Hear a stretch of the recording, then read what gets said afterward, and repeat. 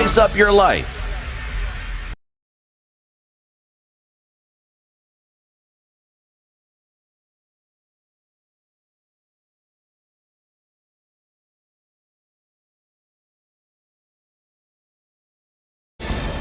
Good morning, this is the News Wire. I'm Leah Ubaka. The National Police Service has said the shooting and killing of Kasipul MP Charles Ongondowere may have been a premeditated attack.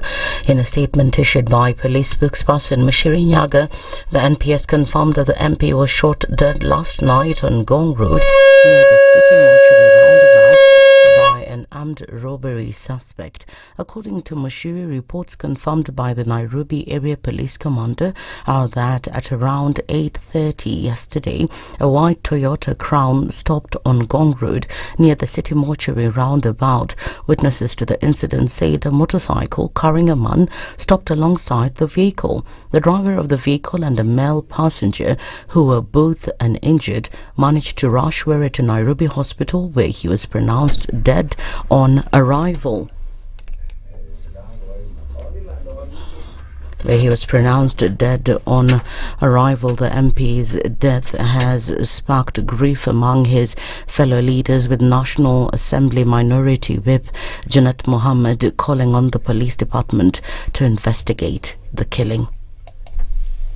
So we would like to ask the police to investigate this matter thoroughly and share with Kenyans as fast as possible what happened to our colleague Honorable Ongondowere. Lastly, I would like also to condole with the family and convey message of condolences from our party, the ODM party. Our party leader was here with us. He just went home. He was with us in the hospital here, and he has also conveyed his condolence message. And we would like to ask the family, God to stand with them at the moment. Interior PS Raymond Omolo has urged the public to be patient as investigations continue. This is a very tragic event that has happened this evening. I have had the opportunity to engage with officers in government. The Inspector General of Police is here, the DCI is here, the Regional Police Commander is here. What we have a preliminary report of what transpired, but investigations are ongoing to establish what actually happened. Were was first elected to Parliament in 2017 and re-elected in 2022 on an ODM ticket.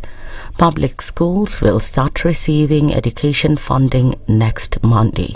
Education CS Migos Ogamba said the delay in the funds had resulted in lack of resources in various institutions. Ogamba says the schools will receive 21 billion shillings to address the financial crisis they've been experiencing. Maybe in terms of capitation, how much are you seeking to release in the coming weeks? It should be about 21 billion, so we are working on it. Also, there were some proposals to increase positions again that will take place not now, but for later. So that proposal has not been attended to, because as you are aware, we are working towards releasing what is the current. So that's a conversation that can be had another time, not now. Thank you. The Kenya Secondary School Heads Association on its part has raised concern over the delay in funds, saying that it has affected academic activities. Kesha Chairman Willie Kuria has indicated that the Ministry of Education last term provided 8,319 shillings per student instead of the required 11,122 shillings. Last term, we were supposed to receive 50% of 22,244, which is 11,122. But then we did not receive that money in totality, because we received 8,319, leaving a deficit of 2,803 per learner. We have been asking the Minister of Education to ensure that the 2,800 would be in school by the time we open, so that we can be able to settle the ideas we had. He warned that delays in funding are contributing to school strikes, as many institutions are failing to implement basic requirements. It's a time we prepare candidates for exams next year. So most of us usually have so many exams to do, trial papers. There's a lot of work to be done, both in class and outside the class, because of also co-curricular activities. There are very many this time. That's the News Wire. I'm Leah Ubaka.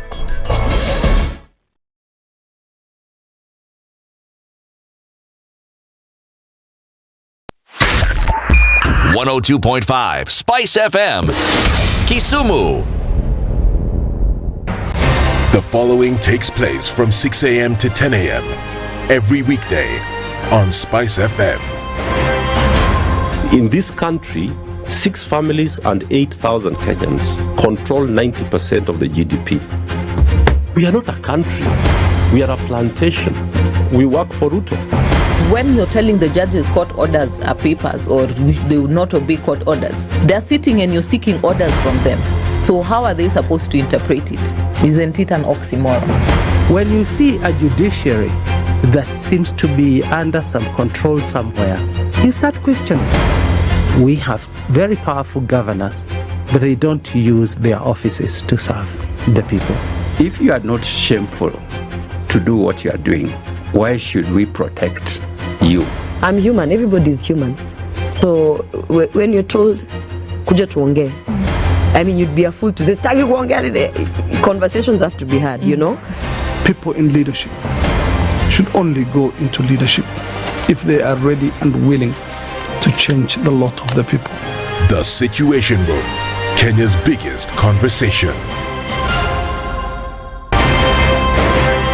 If we just gloss over issues and hope that time heals, then we might find that in generations to come, we might be back at the same situation. And the whole thing is born of stolen elections. Spice. When it comes to the decisions you make, you must be independent.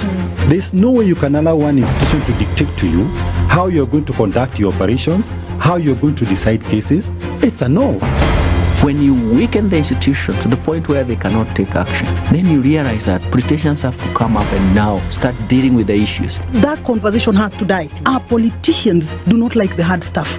We must insist on the path of doing things right, whether popular or unpopular. Money changes hands. That is a fact. If you have political goodwill at the highest top, like in Rwanda, then corruption will be an issue of the past. If you don't have political goodwill at the top, we will pass laws, we will amend laws, we will continue passing laws and re-amending laws, and nothing will happen. This is the Situation Room, the only way to start your day. Traffic.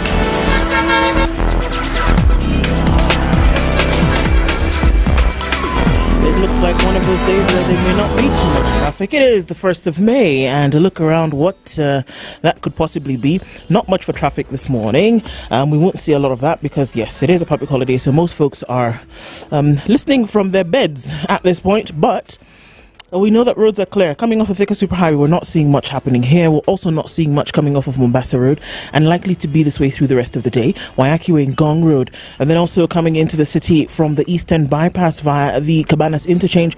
Looks good. So we'll probably get to where we're needing to go in a very short period of time today, but we're still going to keep an eye on things and see how they keep moving. SpiceFM KE on X, hashtag the Situation Room. Mature, intelligent talk every morning. Spice up yourself.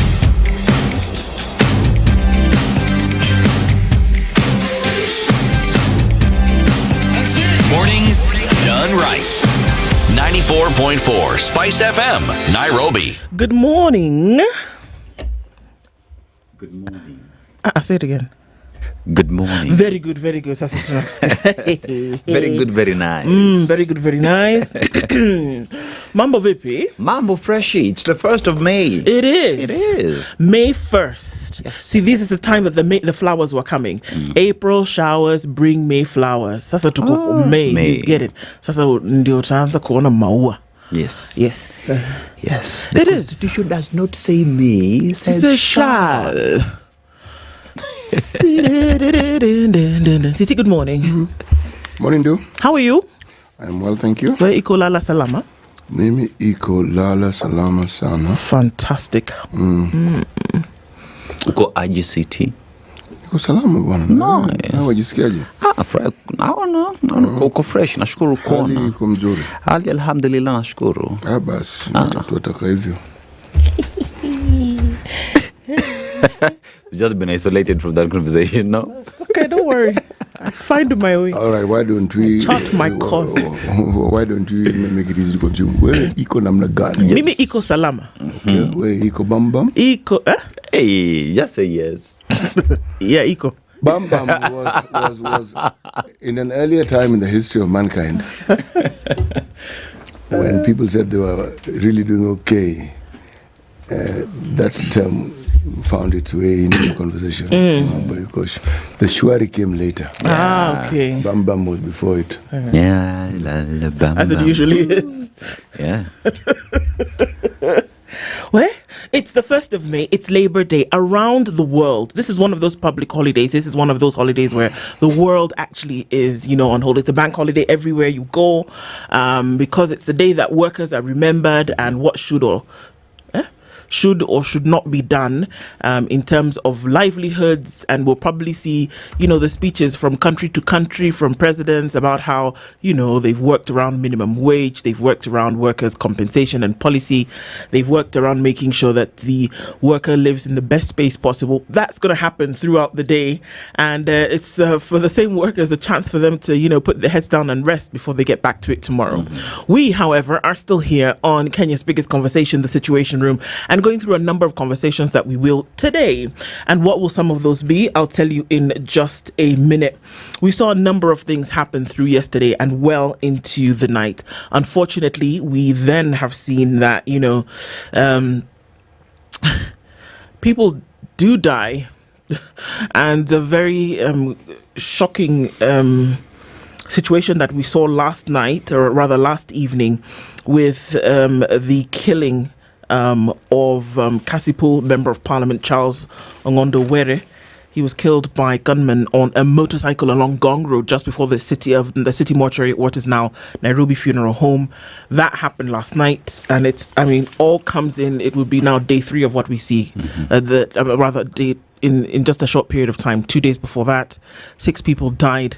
It seems like it's making the news every day that people are dying. Some conversations that we will have in the course of this morning. I'll tell you what else we will talk about at starting from the middle of it. Rather from the beginning. At 8 o'clock today, we'll have a conversation with Morara Kabaso. He is the Inject Party leader.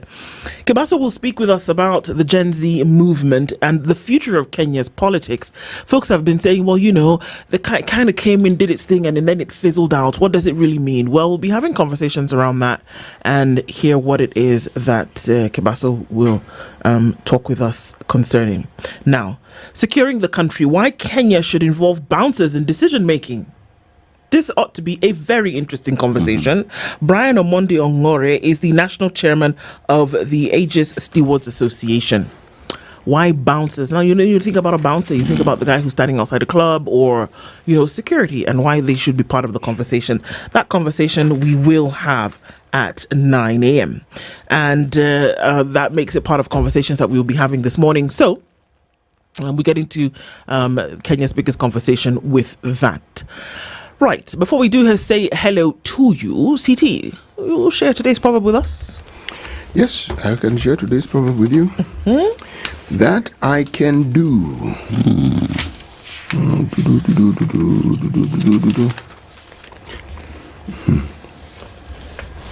When you think of others' misfortunes, no, it's not when you think. When I think of other people's misfortunes, I forget mine. When do you think of them? Present tense. Yeah.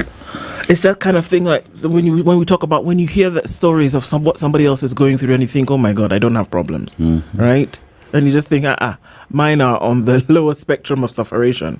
Because when you hear the things that other people might be going through, then either you can be thankful or forget about, yours. Yeah. I see that, and I can resonate with that definitely. Yeah, I'd look at it from the other aspect of if you look at what someone's going through, it's an opportunity for you to learn and just prepare. Absolutely. Another Swahili saying would say, ukiona kio cha mwenzako chanyolewa, chako tia maji. So yeah.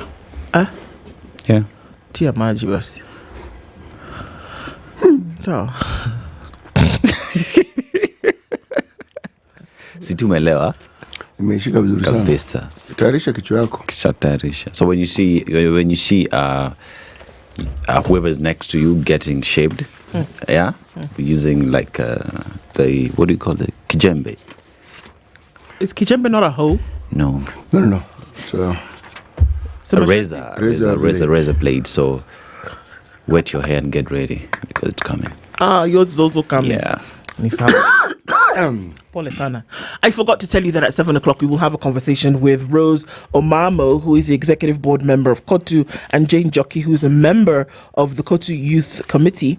Minimum wage order and workers' welfare, in terms of what minimum wage is, I believe it is around 17,000 shillings. How many people are actually hitting that minimum wage, and what it is that are you required to do to pay? So those are the conversations we'll have around Workers' Day, Labor Day. That's what it is, and that happens at 7 o'clock. Okay, so just saying a big hello to you as we get into the room this morning. Yes, we actually are here, regardless of the fact that it is a holiday. And then, folks, as you get into the room today, asante sana for doing that. All right, so yes, the 1st of May and getting into a new month. Happy to have you here in the room with us, as you always are. We never, ever take that for granted. Now, nyinyi mko wengi. Did I speak the correct English? Yes. Okay. English is very good. Sisi tuko wengi is sawa? Okay. Correct English, Swahili, okay. Swanglish. Evans Dande says, good morning. Rest in peace, MP Kasipul. Bernardito says, good morning from Doha, Princess Ndu, Dennis and CT. Condolences to the family of Kasipul MP and happy Labor Day. I read some posts after the death of Bicho Salachi's son and how Honorable Were, Kenyans are so angry to a point that they're no longer empathetic. May God heal my nation, says Joe Mongai. Didn't we just have that conversation when we were having a coffee earlier? Hilary Ogallo says, good morning from Sydney. Have a blessed day. Robert Mbogo is tuned in this morning, tuned in from Mombasa. And also, that's me, sorry. I need to stop misbehaving. Also, sorry, just thrown off a little bit. Robert Mbogo tuning from Mombasa. Lawrence Karaoke says, good morning from Spice. Good morning, Spice FM. From a heat wave soaked Watford in Hertfordshire, London. Rest in peace, Kwach, indeed. Apple Sour says, Simon Kibiru is tuned in. Spice family says, have a nice and blessed day. Princess Ndu is greeted by Leo. Thank you so much. CT and Aseto, the guest yesterday, said capitation has increased.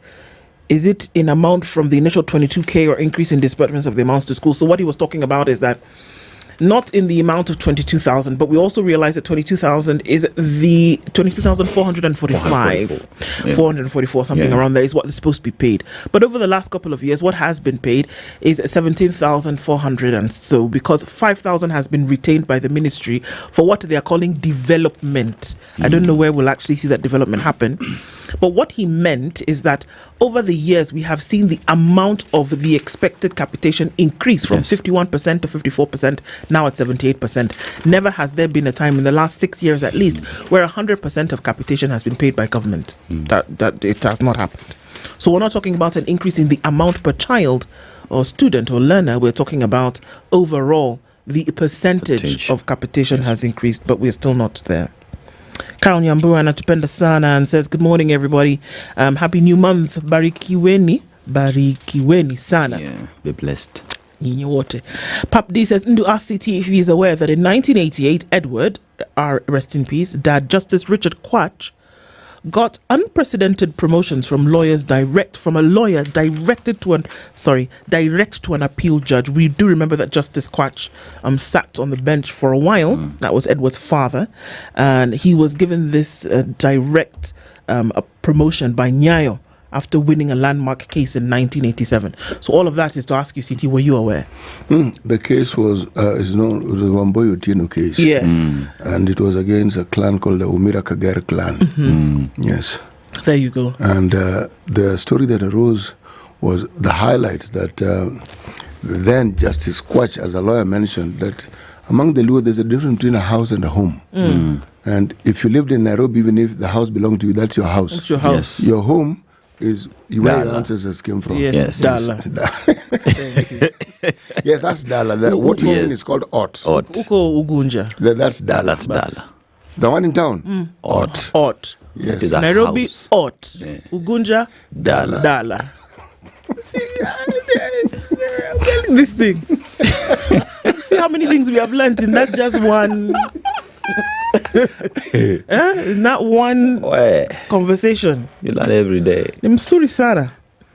Good morning, guys. Happy Labor Day, says Erica War. Leo, it's a tragedy for the family of Kasipul MP, but as citizenry, we see that those in leadership have condoned for long insecurity in killing of citizenry willy-nilly. Now visiting one of them. You see? You see? Yeah. Whoa. I'm telling you. No breaks, man. Actually, if you're a citizen of this country, the likelihood of you empathizing with a member of parliament is slim. Very. Because there are a lot of issues that are placed directly at the doorstep of that parliament. And you see this coming as well as comments that are made by members of parliament to the advent of that documentary that was done, and does not make the case any better. What did he say? People die and we move on. Move on. Who said? A member of parliament on the floor. Dear me. Yeah. People die. We move on. Whoa. And here we are still lamenting. For what? You'll be told to move on. Yeah. Exactly. So ulisema to move on. Hapa tu sahi. Okay, sahi, hakuna shida. Sasa move on. Where? Kisa Daniel is in Atiak in Uganda. And John Mwangi says, good morning. John Mwangi says, what a beautiful Thursday. Yes, we continue to remember our brother and friend, Edward Kwach. And, we're starting to see now that plans are being made to lay him to rest finally. But we continue to remember him and to pray rest in peace, Edward. Crispin Omolo is saying, good morning, great people. Spring is here with us in Vancouver, BC. You see these guys who live in Canada? When they say spring is here, that means it's now like 10 degrees. Yeah. There's still it's warming up. It's now 10 degrees. 10 degrees, Gee, man. When you breathe, there's still that smoke. Mist. Coming out of your mouth. People in Canada, I hail you. You guys, you are in it. That was expressed it. Smoke. Smoke mist. Smoke mist, yeah. Misty smoke. Okay. Otkin says, good morning, tuning from Tampa Bay, which on the other side of things is really warm. Power to all the workers out there, indeed. Greetings from sunny weather of Northampton in the UK. A rare week for the weather, isn't it, says Mestro. Georgia Koth says, good morning, my good people. CT, Princess Ndu, Dennis and Ednah. What those MPs were saying in Parliament is complete detachment from reality. Watching from Miami, Florida. Daniel Juguna says, hello from Embu County. We are tuned in. Salimia Bishop Wakaraba wa Maranatha Church. Ako wapi huyo? Oh, unataka tumsalimie. Oh, sorry, tumimsalimia sa. And your mum. Good morning, Wamboi. Good morning to you. Ben Nyawide says, good morning. Crispin Omolo. Yes, he says, we don't celebrate it here in Vancouver. Labor Day is celebrated in September. Well, you guys need to come back. We have decided that May is Labor Day for everybody.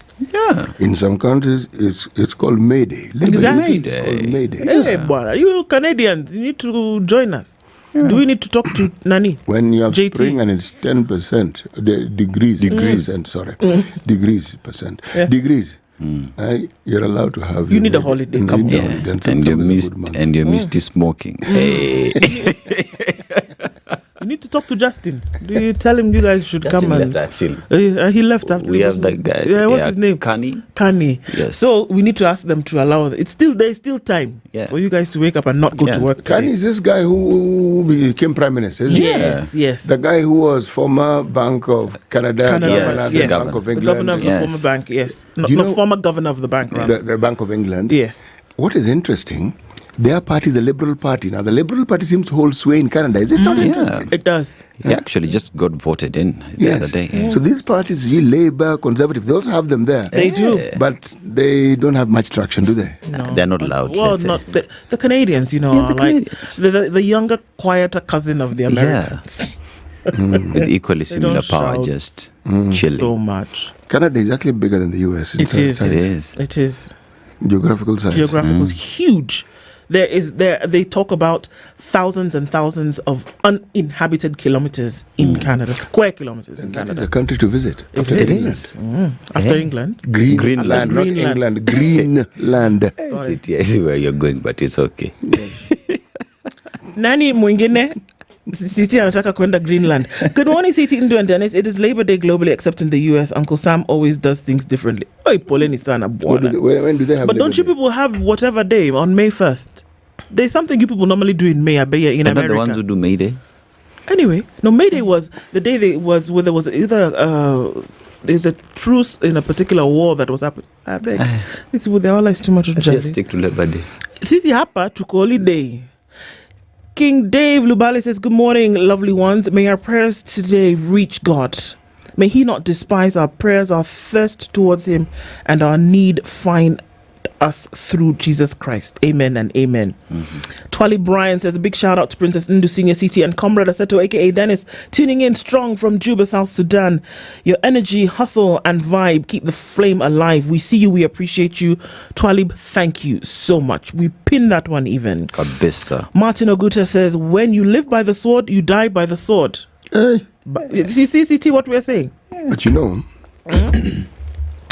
we have to temper that particular sentiment. Why? Because remember that what goes around comes around. It is dry tinder for combustion. So you know, this don't rejoice in someone else's misfortune. No matter how crass you may think they are, don't. Yeah. It is actually wrong. Let me say the word wrong. Don't. Yeah. Because it borders on the fact that it is an MP today, but what happens to the overall security of the country? That is what we should be talking about. Are you assured of your security? You know, by the time people are being shot, when they're at a traffic light, my friend, that is not good.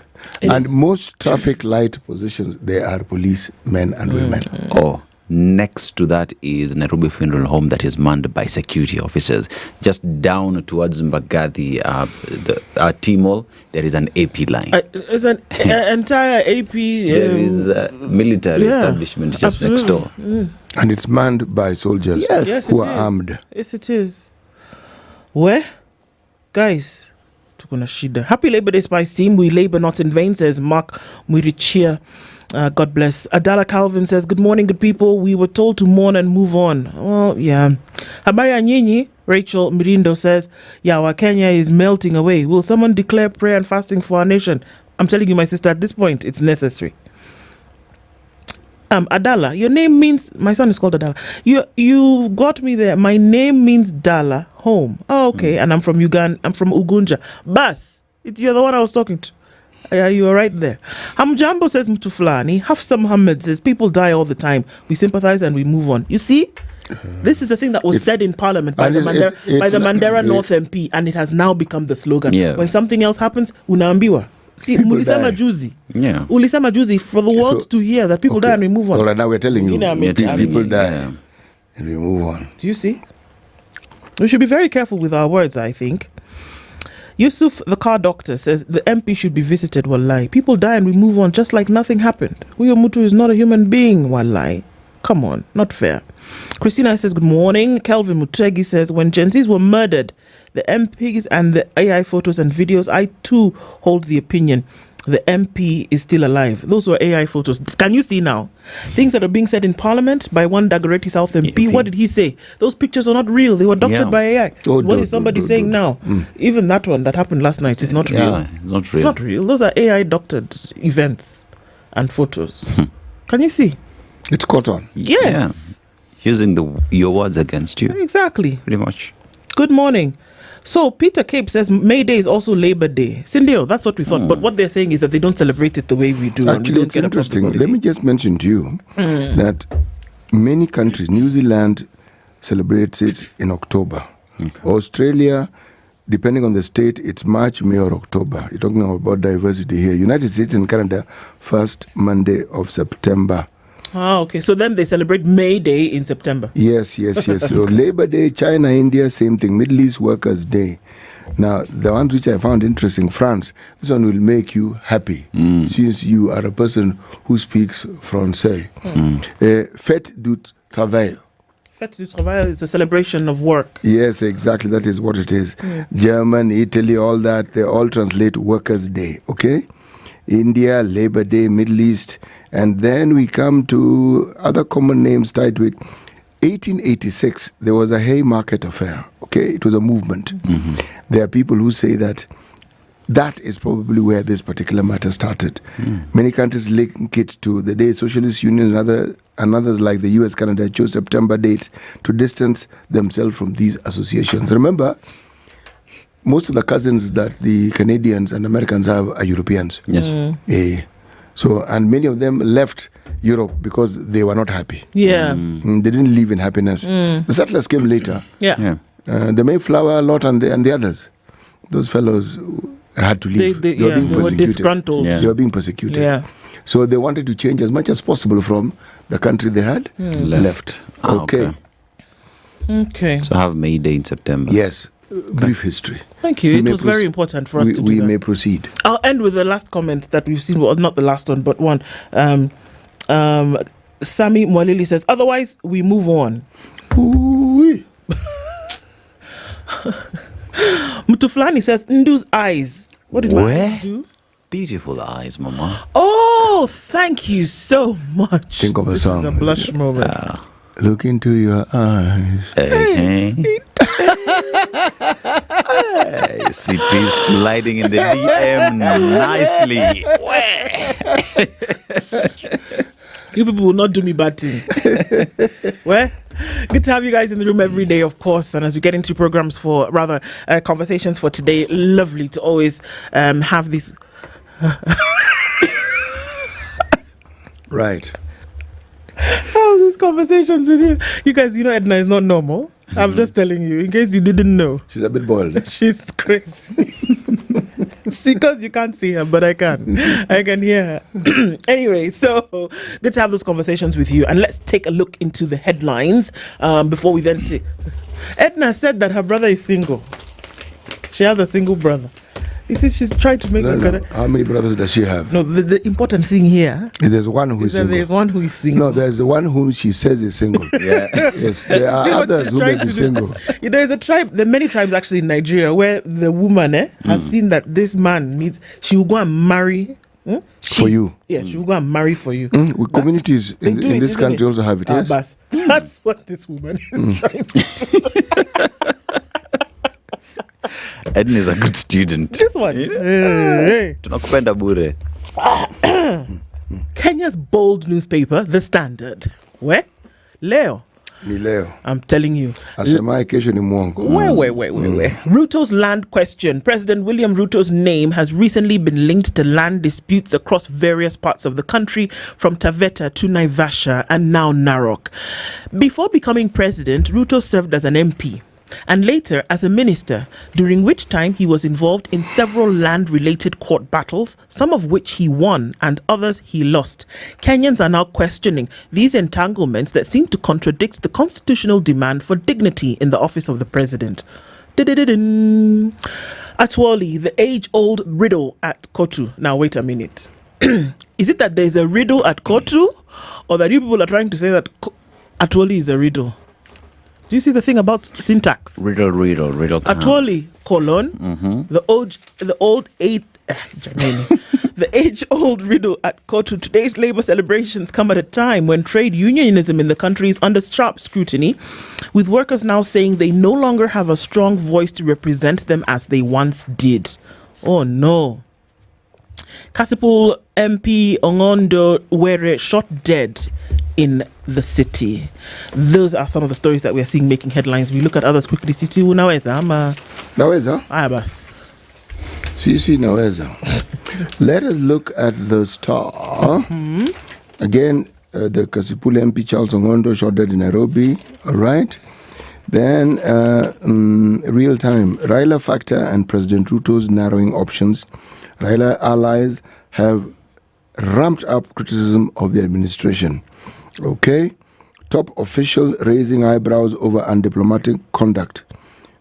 An official recently issued a statement that drew attention to online users over its wording on a sensitive issue. Okay? That is in the Star also. It has things, my friend. That's political desk. Right. As we continue, shame of stalled projects sinking taxpayers' billions. The bane of our existence.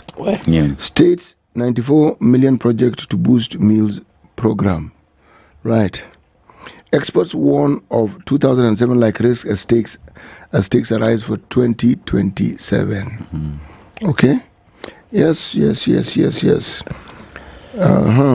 there is the paper called the Business Daily. Business Daily has the following to say on matters. It says, workers mark Labor Day with diminished earnings. Oi. Yeah. That's not the only thing they're saying. Kenyans ditching middlemen to import directly from China. These middlemen are not serving their interest well. China firm seeks 1.5 billion idle time in power project. This should be an interesting thing because I don't understand it. But let me just read a snippet of it so that you can get the hang of what it's saying. A Chinese firm has sued the Kenyan government seeking compensation for idle time following the delayed implementation of the Kenya-Tanzania power interconnection line. Okay? Idle time is an amount paid as compensation for time a contractors or employees' machines remain unproductive due to factors which are not of their own making. Okay. Some of these things, unfortunately, in this country are sometimes deemed as deliberate by people who know how to make such things deliberate. Whether one can prove that the deliberateness or the deliberativity is actually real, that is always another question as well. It is said and it is spoken of, but evidence to support it is not often given. All right? Then bang in the middle of this particular paper, Kenya eyes extra Ethiopia power to escape rationing. Were we not told that we produce more power than we could use? Yes. So that power that we couldn't use, where did it go? Well, that's a good question. And is it stored power? Yeah, so where did we take it? Yeah. Because suddenly we're now needing to go to Ethiopia. Anyway, someone's going to say rain. It's been raining, man. It was rain. Yes, sugar mills lease plan runs into headwinds as workers' protests widen. Those of us who are in sugar producing areas, yes, this is us. Oh, this is you're saying this thing. We understand it. They had been a discussion and said, look, farmers who own the bulk of the land that grows sugarcane, there should be an arrangement to ensure that they also have a shareholding in these PPPs. Okay? Because if you sell it to someone, they will need land to grow cane, which they then crush.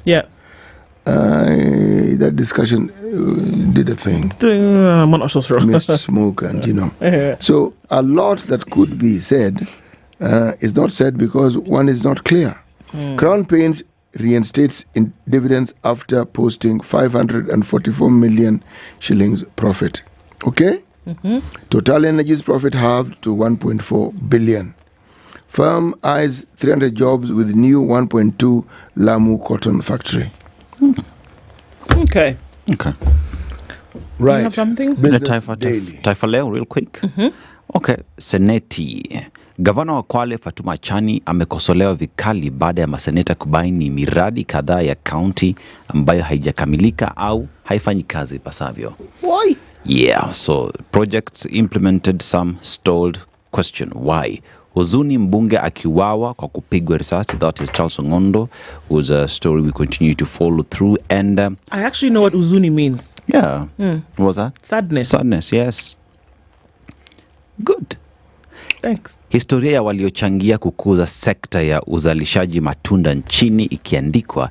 Peter Wambugu ambaye ni muasisi wa shamba la Wambugu Apples bila shaka hata kosa kujumuishwa. So we talk about value addition in products that are being planted in the country. Yeah.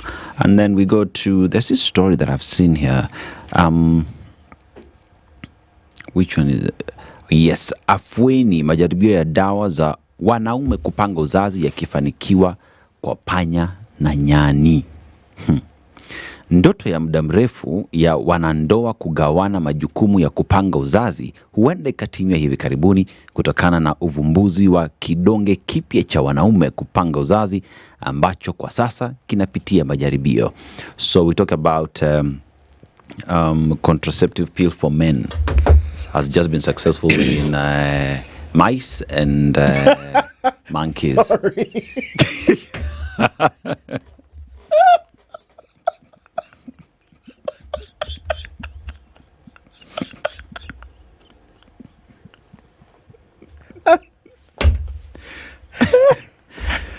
It is not me, it's a story.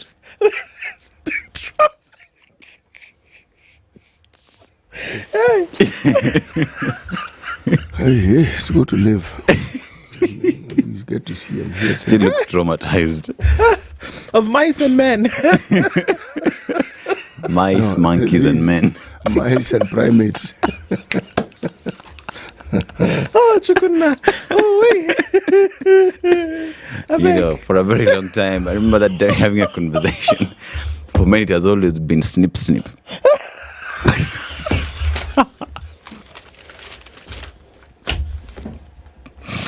But now they've just brought it closer home. The paper talks of sharing the responsibility, man. Meza tembe. As wife, meza tembe. Hey. Please, let us look at traffic, even if there is none. People actually paid money to research on these things. Oh, God. Okay. All right. And you see, city thing is, yeah? So far, they've been successful. It's getting closer home. My God. But this mice thing, by the way, it's not bad. Yes. It's not bad. It has proven to help human beings because Viagra was developed as a medication for the heart, as intended. Yes. But at the stage of animal testing with mice, they noticed something very interesting. Yeah. The flag. Those mice had begun to understand the national anthem. Yes. They would stand for the national anthem and salute to it. I beg, Ednah. Let's do traffic. These men are disturbing me, I beg. Why? That thing has made them money, my friend. Heart disease. They forgot about the heart. The heart can sort itself out.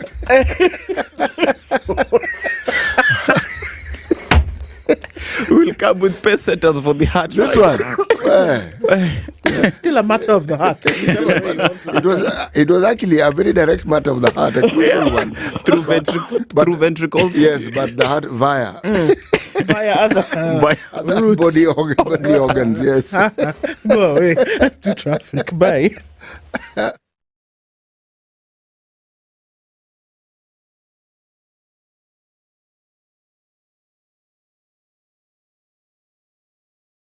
This is the Situation Room, the only way to start your day. Where? Have you heard about moringaschool.com? Moringaschool.com?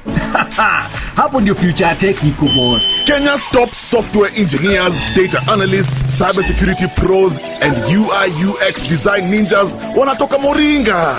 Na unasema hauna degree? No stress. Whether you are looking to upskill, stuck in a boring job, ama you are starting from zero, Moringa's got your back, man. Visit moringaschool.com, where anyone can create their future. The weather with SpiceFM.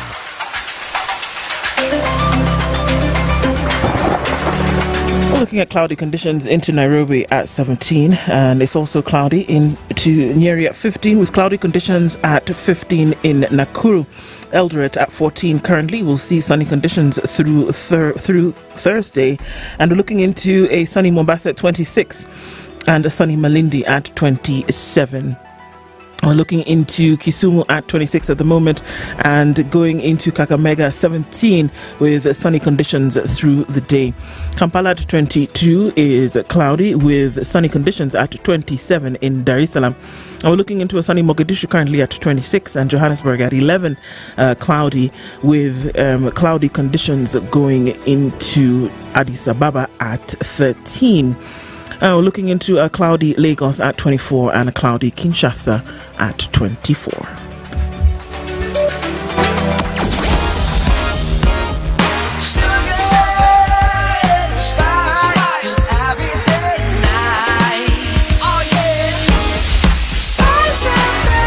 Spice up your life. Traffic. All right, traffic in the city this morning. We'll look at you being able to get where you're going today. Not a problem. If you're out for that morning dash, you'll find that there's no traffic coming off of the Super Highway. It's also looking pretty good as you come off of the Eastern Bypass. Limuru Road, nothing here. And also coming off of Ngong Road, we won't see much traffic here either. A couple of accidents have happened. One on Ombaso Road this morning, so you want to be very careful. We know that it is a holiday, but please take it easy, even though the roads are clear. So we'll keep taking a look at what's happening on the roads this morning, and we can be sure to let you know what's going on, and you do the same with us. SpiceFM KE on X, hashtag The Situation Room. Mature, intelligent talk every morning. Spice up yourself.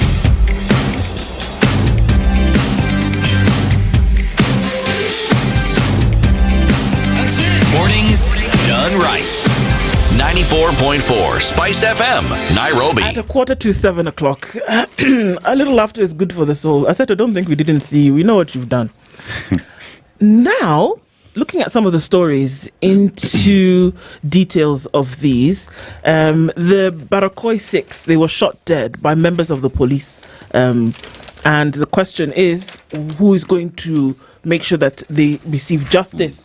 Reports indicate that police officers shot 6 protesters in the head and back during the Angata Barakoi demonstration against attempted grabbing of 6,300 acres of land.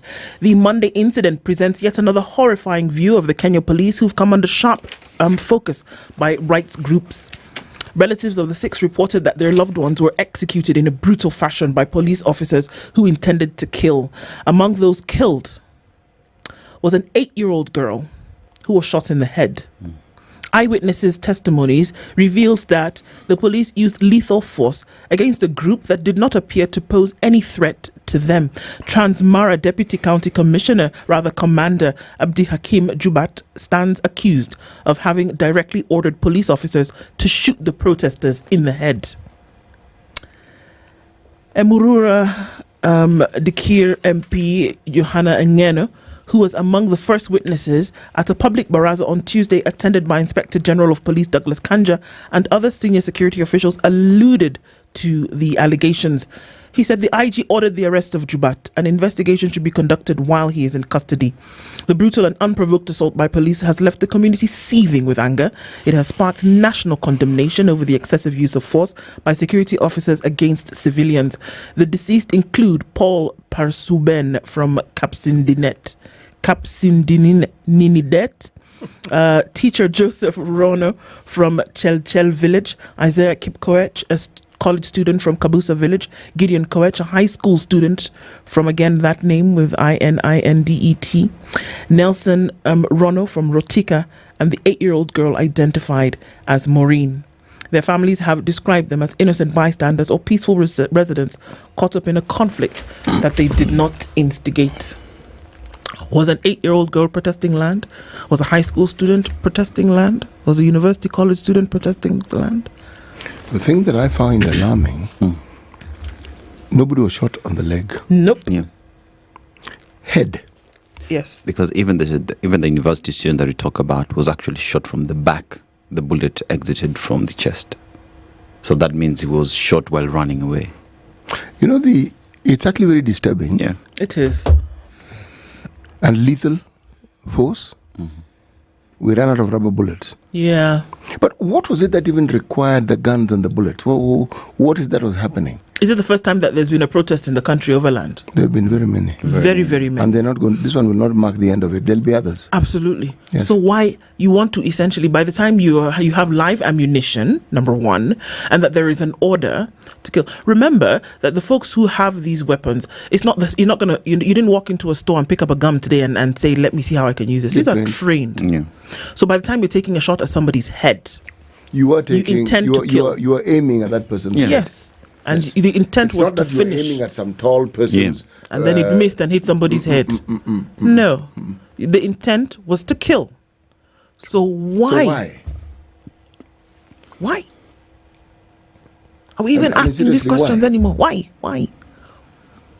Are there ways? If there was a dispute, is this the best way to deal with it? Do you know what is happening? Look at it. Do you know how? The word I'm looking for, I can't find it. But is it hardened that we have become to the point whereby? Look at it now. A member of parliament was shot and killed along the road in Nairobi yesterday. The first thing many years ago would have been shock. They would have been chagrin and would have been saying, "Oh my God, who would carry out such a thing?" But now, do you know what we ask? What did he do? Number one, what did he do? Who did he annoy? And they said that people die and we move on.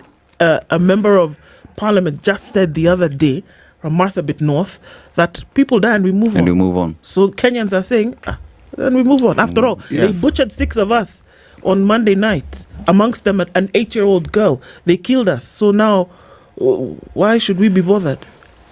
Imagine, that is how, I still can't find that word, I'll find it. But that is how we've become. To the point whereby life is taken and we're just like, okay. And you see, we're talking about Kenyans who've been killed by the police, right? And even as investigations have been launched and continue, what has happened? The officers involved in these have been transferred to other stations. How do you transfer a problem to another area to commit another problem?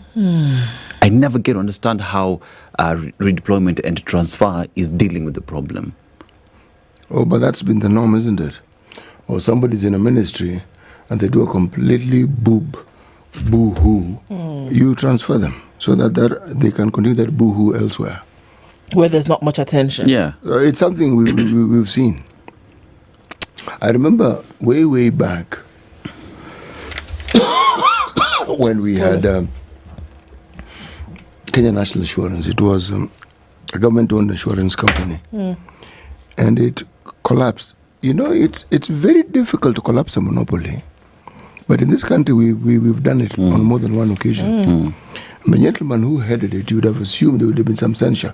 Transfer. Just carry your misbehavior somewhere else. Just remove him here because he's not performing well here. Take him somewhere else. Is it the destination that determines the performance, or is it the individual? One would imagine that it's the individual. You know, it's a history that we've had. It's a history that we have actually encouraged. Remember, one of the things that you must understand, if this MP came from Marsabit, you're talking about 2012, there were clashes. 2013, there were clashes. 2022, 2023, there were escalations. And you're talking about 100 deaths, 30 deaths, 60 deaths. Now, so maybe that's what he's talking about. No. When you come from an area where you've had these problems, and remember, they kept asking for government support. Say, but we actually, the people who are causing these problems are known. Why aren't you doing something about it? Okay? So, if those are your communities, and that is what you have seen, and you saw the lackluster response that was given. Remember, we had NCIC officials coming to talk to us about these things and giving us details of what exactly was happening. Would you be empathetic if someone told you one guy was killed? Say, only one. Oh, yeah, you've become hard of heart. You don't. You feel weight. So when our people die, it isn't important, isn't it? So now, this one person, or what? How many? You said 6 people. That's an issue. How exactly? You said scores of people, 50 plus people died during the protests in June. What are you talking about? Come on, man. Do you know what we've seen? But you see, even that MP that is having that says we can move on.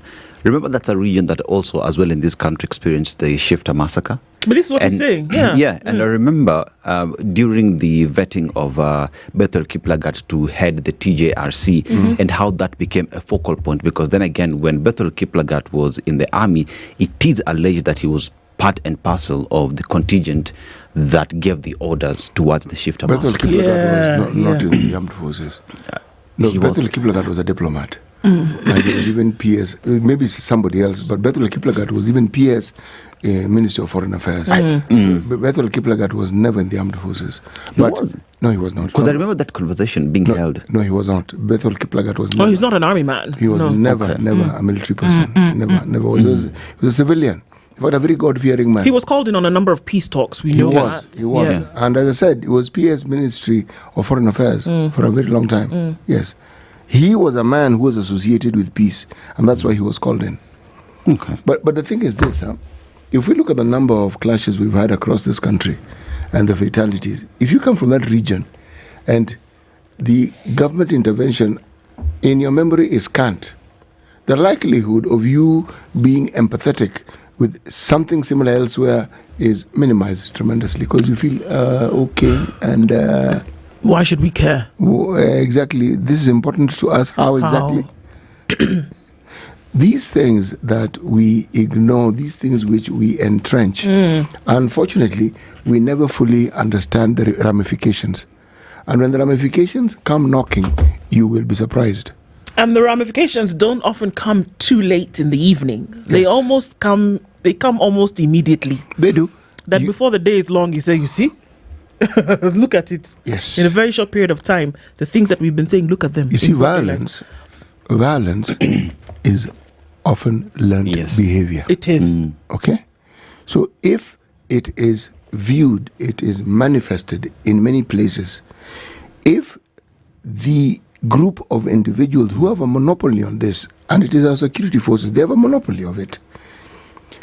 If it is seen that they have either not used it to the benefit of the citizenry, or when it has been used, it has been to the detriment. What they do on a daily basis that secures security will be forgotten. True. Because there is security that is afforded, otherwise there'd be mayhem. And that there is no mayhem tells you that the security apparatus actually is works. Working. Yes. Okay? Yes. But optics play a very powerful role. And then if it is followed by careless narratives that people have, then it creates a problem. So the story that I'm saying is it was established that he, in his capacity as permanent secretary in the Ministry of Foreign Affairs, attended a meeting a day before the Wagala massacre happened. Okay. So that's how he was being connected to that massacre.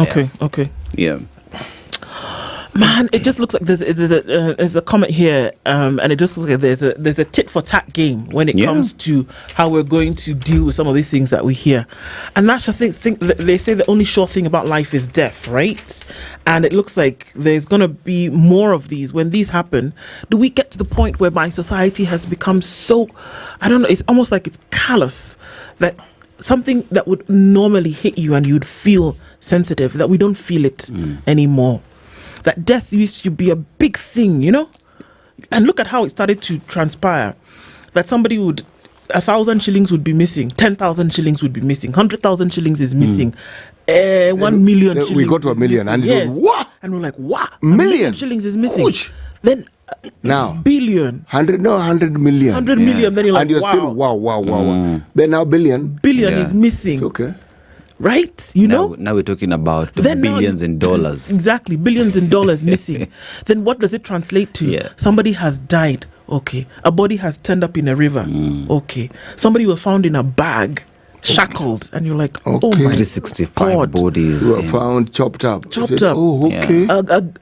A young girl was raped at the age of 5.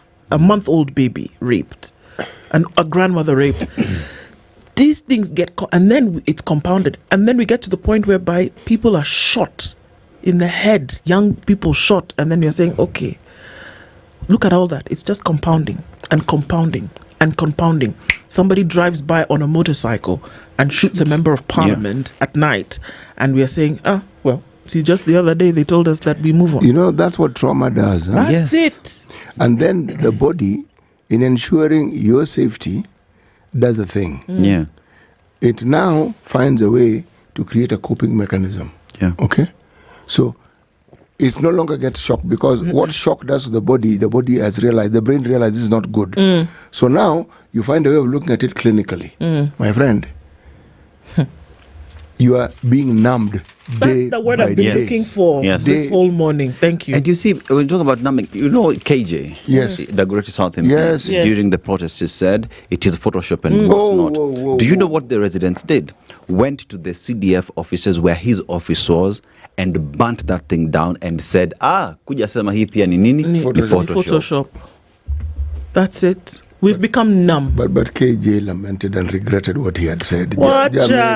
Just the other day, he opened his mouth against CT. I am talking about the previous one. Okay, even this one, he said it again. So just carry forward. Carry forward. Juicy too. Yeah. I thought he had learned his lesson. Juicy too, he said again. I'm telling you, it's crazy. What did you say this time? The documentary is so that we shield the batuk and atrocities they do. And the British have problems. That's where he went. I'm telling you. It is now what time? It's 7 o'clock. Good morning.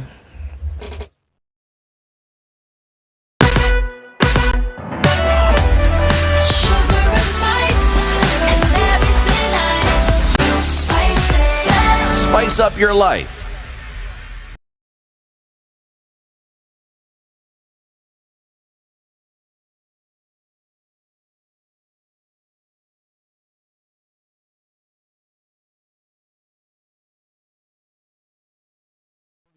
This is the News Wire. I'm Leah Obaga. The National Assembly has officially received the 2025 Finance Bill from the Ministry of Finance. Speaker Moses Wetangula has confirmed receipt of the bill and submitted it to the Finance Committee in accordance with the constitutional requirement. That I've received the draft Finance Bill 2025 from the Cabinet, which relates to the revenue-raising measures for the budget submitted. It will be committed to the Departmental Committee on Finance and National Planning for consideration and public participation upon publication and first reading. Indeed, members will note that the House is scheduled to proceed for recess at the rise of today's sitting. This break will provide adequate time for committees to embark on this activity, among others. In addition, the Assembly has also received the Budget Estimates Bill, which will be considered and debated, while the views of the public and various parliamentary committees are taken into account. Minority Leader in the Assembly, that is the Minority Whip, Jeanette Mohammed, has called on the public to evaluate the contents of the Finance Bill and to stop spreading incitement about the bill. There have been a finance bill that has been circulating and people discussing in public forums claiming that, there is this taxation, there is that taxation. We want to urge Kenyans from the floor of this House that the real finance bill is with us now.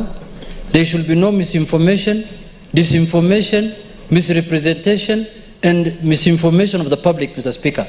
The finance bill should be interpreted in accordance with what is written in the finance bill. It should be noted that the Finance Bill was drafted after the 2024 bill caused unrest in the country, with protests taking place that led to the protesters storming Parliament, some of whom were killed by security officers. Yesterday, the Cabinet denied the increase in taxes in this year's Finance Bill. The National Police Service has said the fatal shooting of Kasipul Member of Parliament Charles Ongondo-Were appears to have been both targeted and predetermined, raising alarm over the motive behind the brazen attack on a sitting legislator. Police spokesperson Mushiri Nyaga said the NPS confirmed that the MP was shot dead last evening along Gong Road near the City Mortuary roundabout by a gunman. Mushiri said reports confirmed by the Nairobi Regional Police Commander were that at around 7:30 p.m. on Wednesday, a white Toyota Crown vehicle came to a stop at a red traffic light on Gong Road near the City Mortuary roundabout. Police said, according to eyewitnesses, a motorcycle carrying a rider and a pillion passenger stopped alongside the car. The MP's death has sparked grief among his fellow leaders, with National Assembly Minority Whip Jeanette Mohammed calling on the police department to investigate the killing.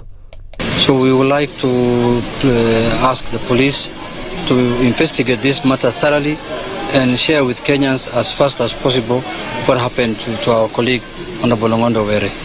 Lastly, I would like also to condole the with the family and convey message of condolences from our party, the ODM party.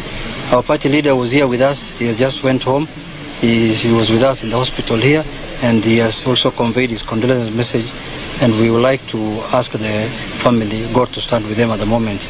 Interior PS Raymond Omolo has urged the public to be patient as investigations continue. This is a very tragic event that has happened this evening.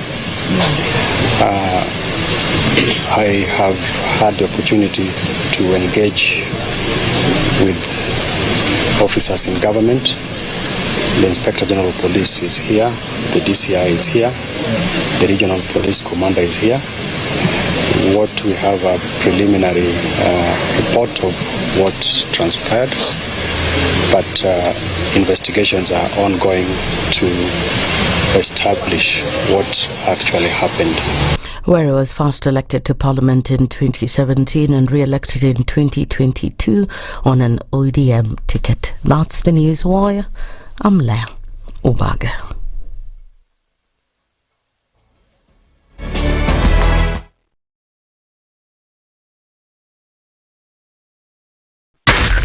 SpiceFM, Nakuru. Traffic.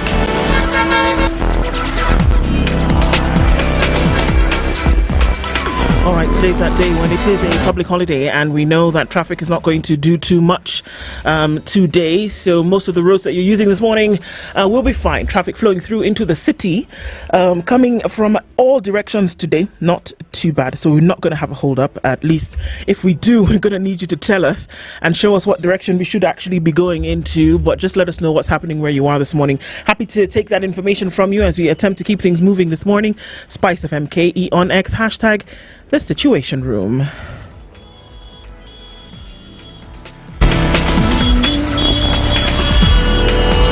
Mature, intelligent talk every morning. Spice up yourself.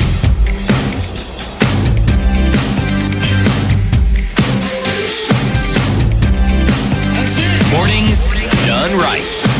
94.4 Spice FM, Nairobi. Happy Workers' Day to you. It's 6 minutes after 7 o'clock. It is the 1st of May, and getting into many conversations that we will have in this month. It is Kenya's biggest conversation. This is the Situation Room, and we will be having a conversation today at this hour looking into workers' issues. We know that on this day, many things are said. It's a national event. People come out and we hear certain things. We'll let you know around that conversation and what it is that we will be speaking about today.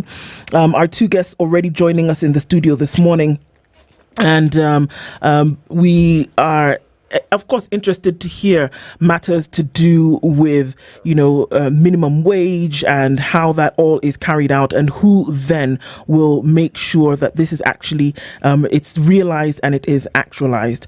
Our two guests in the studio this morning are in the persons of Rose Omama, who is the executive board member of KOTU, and Jane Jockey, who is a member of the KOTU Kenya Youth Committee. Ladies, good morning to you both. Good morning. Good morning, and karibu sana. So today is Workers' Day, but what we do here every day with our guests is that even though you're in the hot seat, we welcome you to the Situation Room with a proverb. CT goes around the African continent, and he lands on a different country every week, and he will tell us what the proverb is, and we would like both of you to interpret that for us. Okay? All right. We are in the People's Democratic Republic of Algeria.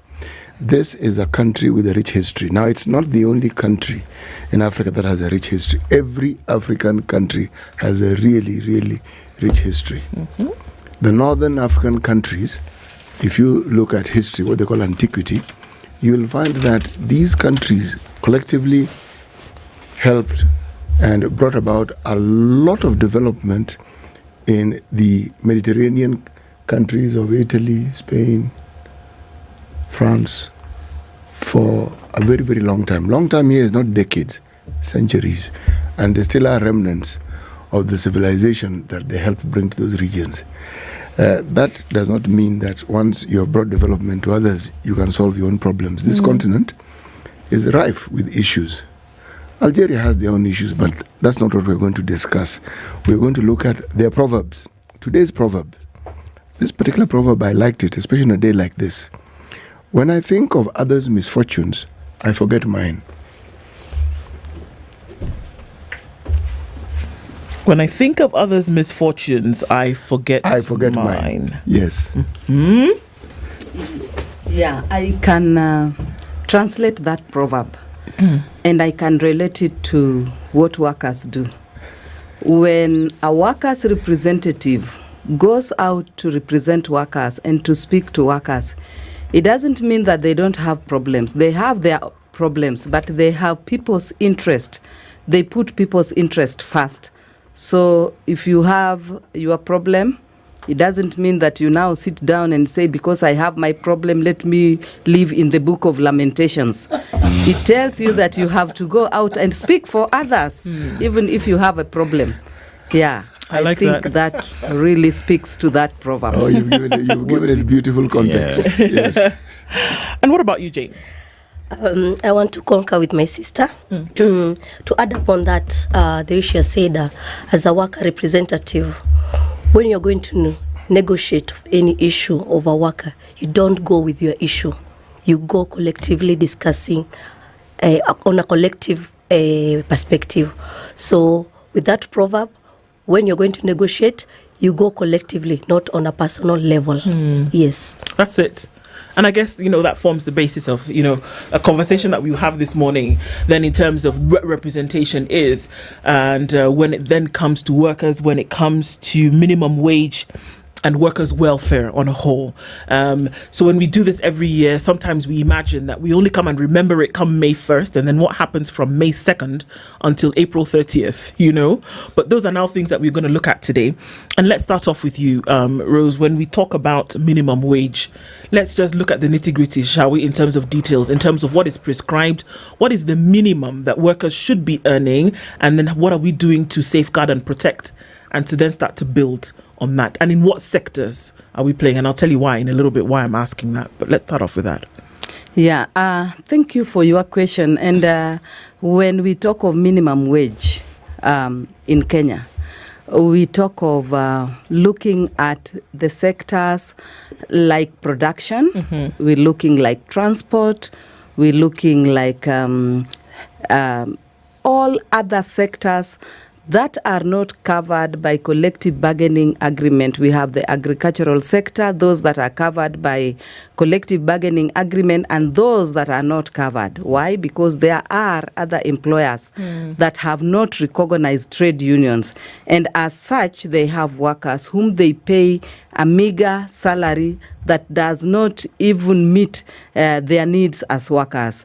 And I'm saying that this category of workers are not workers on the collective bargaining agreement, because workers on the collective bargaining agreement has a negotiated terms and conditions of employment, where they speak of wages, they speak of health and safety at workplace, maternity protection, annual leave, and such like things.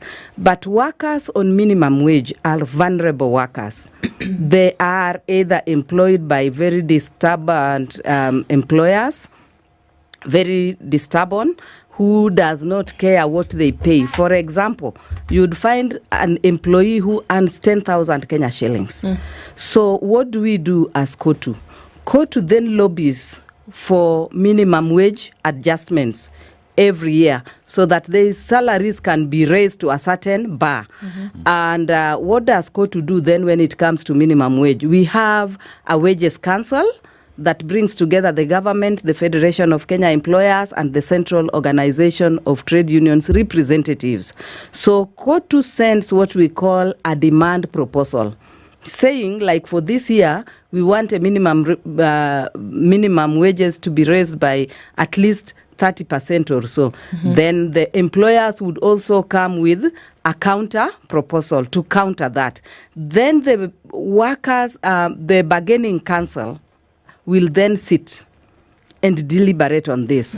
KOTU would justify why they want salary increment. Of course, the employers will never buy that idea because they want to defend their businesses.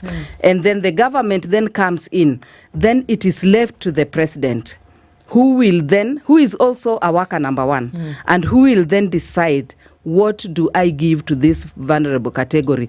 And it is categorized into cities and into other counties. So you would find that it varies from one city to the other. It is all, it actually provides a bare minimum of what should be paid to a worker. But it also provides a platform to those that have collective bargaining agreements to do when we are negotiating. Where is the bottom line? Where can we base our argument? And where can't we go under, So it is mostly for the vulnerable group that are not covered by collective bargaining agreements. Okay. So we talk about, minimum wage in the country, which currently is at 15,201.65. And we also recognize the fact that previously President William Ruto gave a directive that a minimum wage be increased by 6%. But that has been a problem because FKE had issues with that, saying it is not tenable, it is not affordable.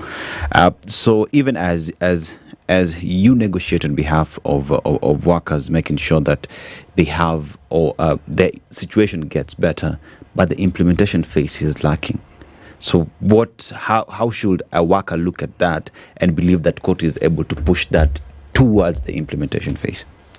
First of all, when the president declared a 6% salary increase, truly, as you have said, there were issues to do with gazettement of this 6%.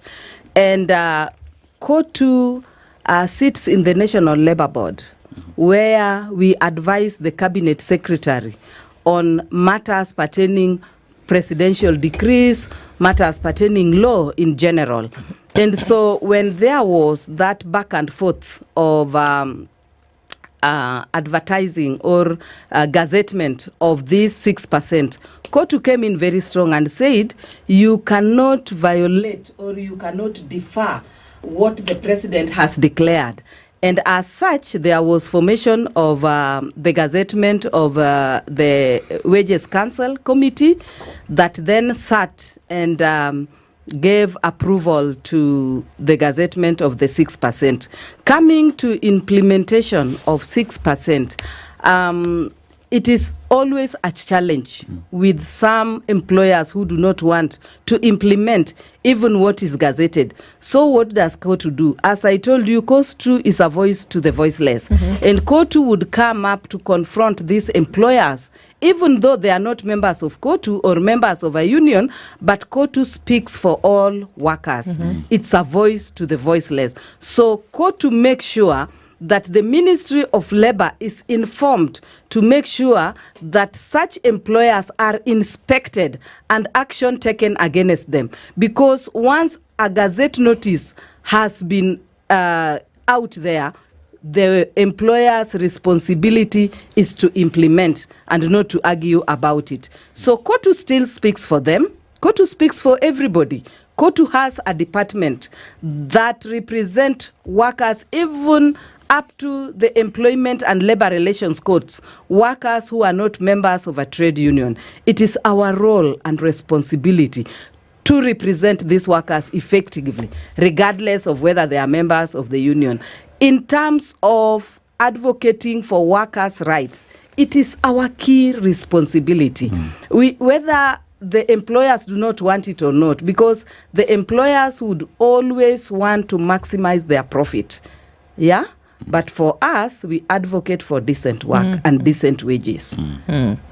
So what sectors, you talk about those that are out, all of those who are outside those who have been, protected or essentially by collective bargaining agreements.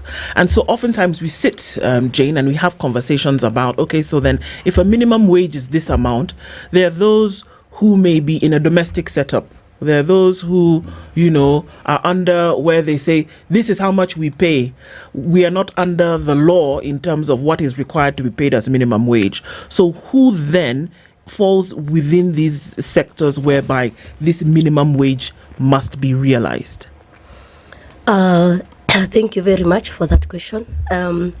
she started by saying that the minimum wage, especially, it specifically covers those people who are informally employed, and majority of them, though you have said, the domestic workers, the security sectors, the plantation, those people who are in informal sectors, those people who are guaranteed by collective bargaining agreement, that those people who are formally employed, like the civil servants, those in parastatals, those in government, those are the people who now gets to sit down and negotiate for their salaries. But those people who are now covered with minimum wage are those people who are informally, they're in informal sectors. They don't have anybody to negotiate for them. Or when they have a union, that is where Kotu comes in, negotiate for them. They bring out the issue of the minimum wage, and they're covered in that sector. You know what, Jockey? The majority of people in this sector are not earning 15,000... 201.65 shillings. They're not. They're earning way below that. When we look at domestic workers, there are very few who are earning 15,000 and above. There are very few who work on the plantations, the farms, those who are then producing in large numbers for export, who come in like worker bees and leave. Export processing zones, these individuals, very few of them are earning above 10,000 shillings a month, just like Rose mentioned. Yes. How are we working to see, even at the very least, if 1,000 shillings per year or per period is added to what they earn? How? One of the tasks that Kotu does is to make sure that the workers' voice is to negotiate for the workers' voice. So what happens to the domestic worker? We all live with domestic workers. And it's true, because of the economic challenges that we are going through, we can't be able to afford to pay them the minimum of even of the wage is saying. So what happens?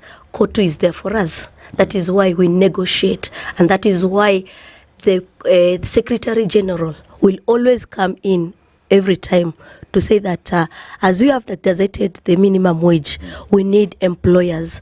As we are the employers, we need them to implement. We can't push the employer to implement, but it's to urge. That is why we call it collectively. That is why we say of social dialogue. We keep on seeking for social dialogue. And if we seek social dialogue, all these things will be implemented. Let me create a picture. Allow me to come in for the issue of domestic workers. If you can remember, last year during Labor Day, when the president declared 6%, he also made a declaration that we need to ratify Convention 190 and Convention 189. Convention 189 is a domestic workers convention that was adopted in the year 2011 in Geneva in International Labour Convention. Why was the president declaring a ratification of this convention? Basically, ratification is domestication of this convention. It is because there are employers who really underpay this cadre of domestic workers. And remember, we now have a union. Gudea Union now represent domestic workers. And that is how we fought for domestication of this convention. And we approached the president and said, look, when you declare minimum wages, the employers do not honor minimum wages, because in essence, if you look at labor laws, there should be no discrimination against a worker because of the state of work that they do. ILO Convention number 100 speaks of equal remuneration, meaning it should be equal pay for work of equal value. If there are domestic workers earning 15,000, 16,000, 17,000, why should we have a domestic worker earning 5,000? Or even some people bringing relatives and saying, you will do my domestic work, but I will not pay you. So that is how now Kotu comes in. Because Kotu participated in the negotiation at the International Labour Conference of this convention and is saying we need to domesticate Convention 189 so that domestic workers can be paid minimum wages. And minimum wages is not for only workers in the private sector or public sector. It is for all workers in Kenya, regardless of the state of work that they do. So there has been conversation around the minimum wage, especially for domestic workers, where one would argue, let me paint a picture. Fine, the government wants me to pay 15,201, but the domestic worker lives with me, so they do not pay rent. I cater for that. I feed them. If they're sick, I take them to hospital. So all these things I will remove from the basic wage. How do you handle such conversations when it comes to you? Let me address the issue of, and I will address it wholesomely. Yes. But when you say when the domestic worker is sick, I take them to the hospital, what does labor law says about medication for your worker? Whether a domestic worker, a public worker, or a private sector worker, the employer needs to take responsibility of their medical expenses. That is key. 2, and again, with the social protection flaws that we have, every employer must deduct. Initially, it was NHIF, but today it is SHA. We encourage all domestic workers to register with SHA, which was former National Hospital Insurance Fund, so that they can pay for their hostels. They can walk in and out of hostel without even consulting the employer to pay for them, because you already pay, just in the same way we pay in the regular employment. So that is a requirement. Just in the same way we also say, if you have a domestic worker working for you, you need to pay for National Social NSSF. Yeah. They need to pay a portion. You also need to pay a portion for their retirement, because these people will get old. They will not be able to work in your farm or in your house anymore. How are they going to live after their retirement? So what we are saying is that 15,000 that we are talking of, the housing allowance is at 15%. So if you are providing a house, you don't provide the 15%. It is very clear in law. So it is not an added burden to the employer, but we must follow the law to the letter. The issue of 15% housing allowance, if my domestic worker works in my house, I will pay the minimum wage as stipulated in the labor laws, but I will also make sure that I give accommodation. Yeah? And this domestic worker is a human being like any other human being. So you're saying essentially these things to be provided in addition to the 15,000 and odd such. So you can't now say that I will pay you less 15,000 because I'm providing you with accommodation. You know, the 15,000 is the minimum wage payment. But if you read that minimum wage gazettement, it also provides for a additional 15% house allowance. So if I pay you this 15,000, I will not pay you house allowance because I've done what? I have given you a house. I've given you accommodation, a place to live. Yes. You only pay house allowance when there is no accommodation provided by the employer. But when the accommodation is provided by the employer, you don't pay the 15% because it is meant for paying for their house rent. Maybe to talk up on that, we have Convention 189, which covers most the domestic workers. And when you read keenly on that, it addresses the issue of discrimination. I'm looking at this scenario where we're in the office, those people who work in the office, they are provided with tea. Do the tea is covered in the salary? Is it deducted in the salary? So when you're talking about the C-189, where we should not discriminate the domestic worker. We should provide for them. When they are staying with us, we should give them food. We should give them tea, even the accommodation. Because even us at our workplaces, some of the benefits that employees enjoy, they're those ones, but they are not cut at the salary. Yes. Let me ask this question, even as we go on to a break. These things really sound good. How do you enforce them? Enforcement is a challenge if we do not ratify the conventions that speaks about them. Because ratification of these conventions would mean domestication. Yes. You will have no option but to implement if it is domesticated. So this is why we are urging the government to ratify Convention 189 on domestic workers so that it can be domesticated and employers can implement to the latter.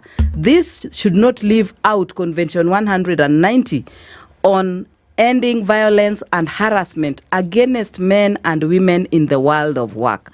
Because most of these domestic workers are really harassed at their workplaces. Some of them do not even have offs. Some of them work up to midnight, and some of them undergo a lot of sexual harassment even by their male employers. But nobody speaks to this. So if we ratify these two conventions, it would then mean that it is domesticated and you have no reason to not implement. What would a ratification process look like for this one particularly? The ratification process is a bit tedious because we have to do the gaps analysis, look at the country's preparedness to ratify this convention, look at financial implications, generally look at the gaps within the laws. But this is basically done by the government of Kenya in collaboration with the Central Organization of Trade Unions and Federation of Kenya Employers through National Labour Board, advice to the Cabinet Secretary. And this we have done, and the President had declared ratification of this convention. And today, being the Workers' Day, we are calling upon the President once again to instruct ratification of this convention, because a lot has been done in regards to this ratification. It has been disseminated by both employers and employees, and I believe the best thing for us to do is to ratify this convention as fast as we can, so that we can end violence and harassment against men and women in their places of work, but also make sure that there is no discrimination and violation of workers' rights, those who are domestic workers. We're going on to a break, yeah? We are going on to a break, and we'll come back and we can continue. It is Workers' Day, and joining us in the studio this morning from the Executive Board of KOTU, Rose Omamu, and she is a executive board member, as well as Jane Jockey, who's a member of the KOTU Kenya Youth Committee. And we're looking at, the minimum wage order that was given by the president, and we're talking about the need for that to be ratified, as well as workers' welfare. It comes into question how a lot of these things can become realities. They can only be realities when they're ratified. But we'll continue with this conversation when we come back from it. It's 28 minutes to 8 o'clock. Good morning.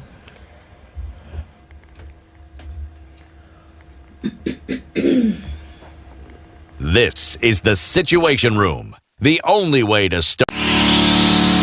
Where? Have you heard about moringaschool.com? Moringaschool.com? Hapo ndio future tech iko boss. Kenya's top software engineers, data analysts, cybersecurity pros, and UI UX design ninjas wanatoka Moringa. Hey, na unasema hauna degree? No stress. Whether you are looking to upskill, stuck in a boring job, ama you are starting from zero, Moringa's got your back, man. Visit moringaschool.com, where anyone can create their future.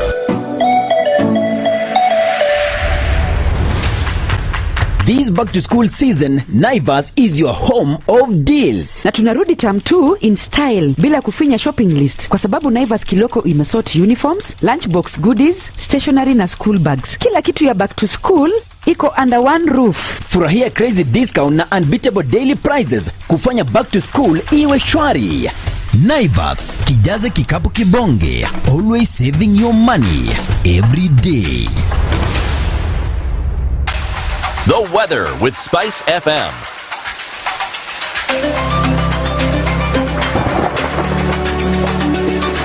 All right, looking at partly sunny conditions in Nairobi, currently at 21 degrees.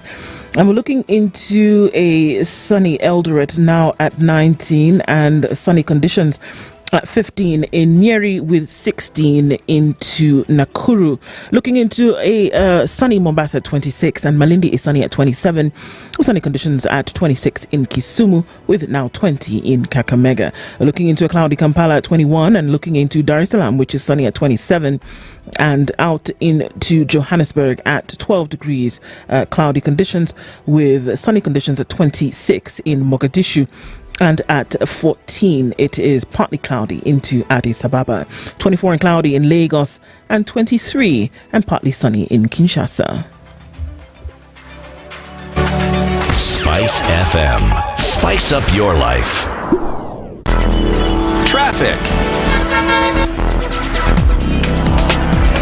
All right, not dealing with too much of a traffic situation into Nairobi this morning. It is looking good. Most of the streets will be A-OK and empty for most parts of it today, with everybody more or less at home. Let's keep on checking and seeing what it looks like. If you're coming in from the Thika Superhighway, you're fine getting into the CBD. A little bit of traffic then is starting to build as you come in through North Airport Road, just at that junction, but we're not going to see anything with too much.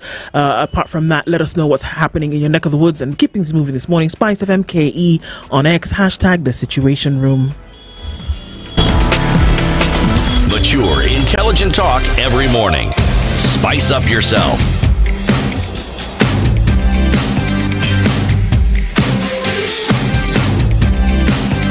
Mornings done right.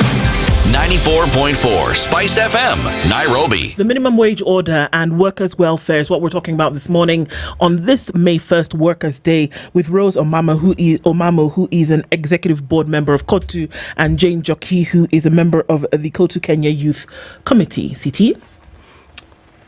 There is always some realities that we face in this country, and we can have wonderful laws, but those realities run interference. One of them is poverty. Because very many people in this country are poor, and people move into towns in the hope that they'll get a better living, we see the squalor and the condition where some people, fellow citizens, live. That isn't because they've decided that that's how they want to live, but that's the only thing they can do to survive. And partly, it is also as a result of what they earn.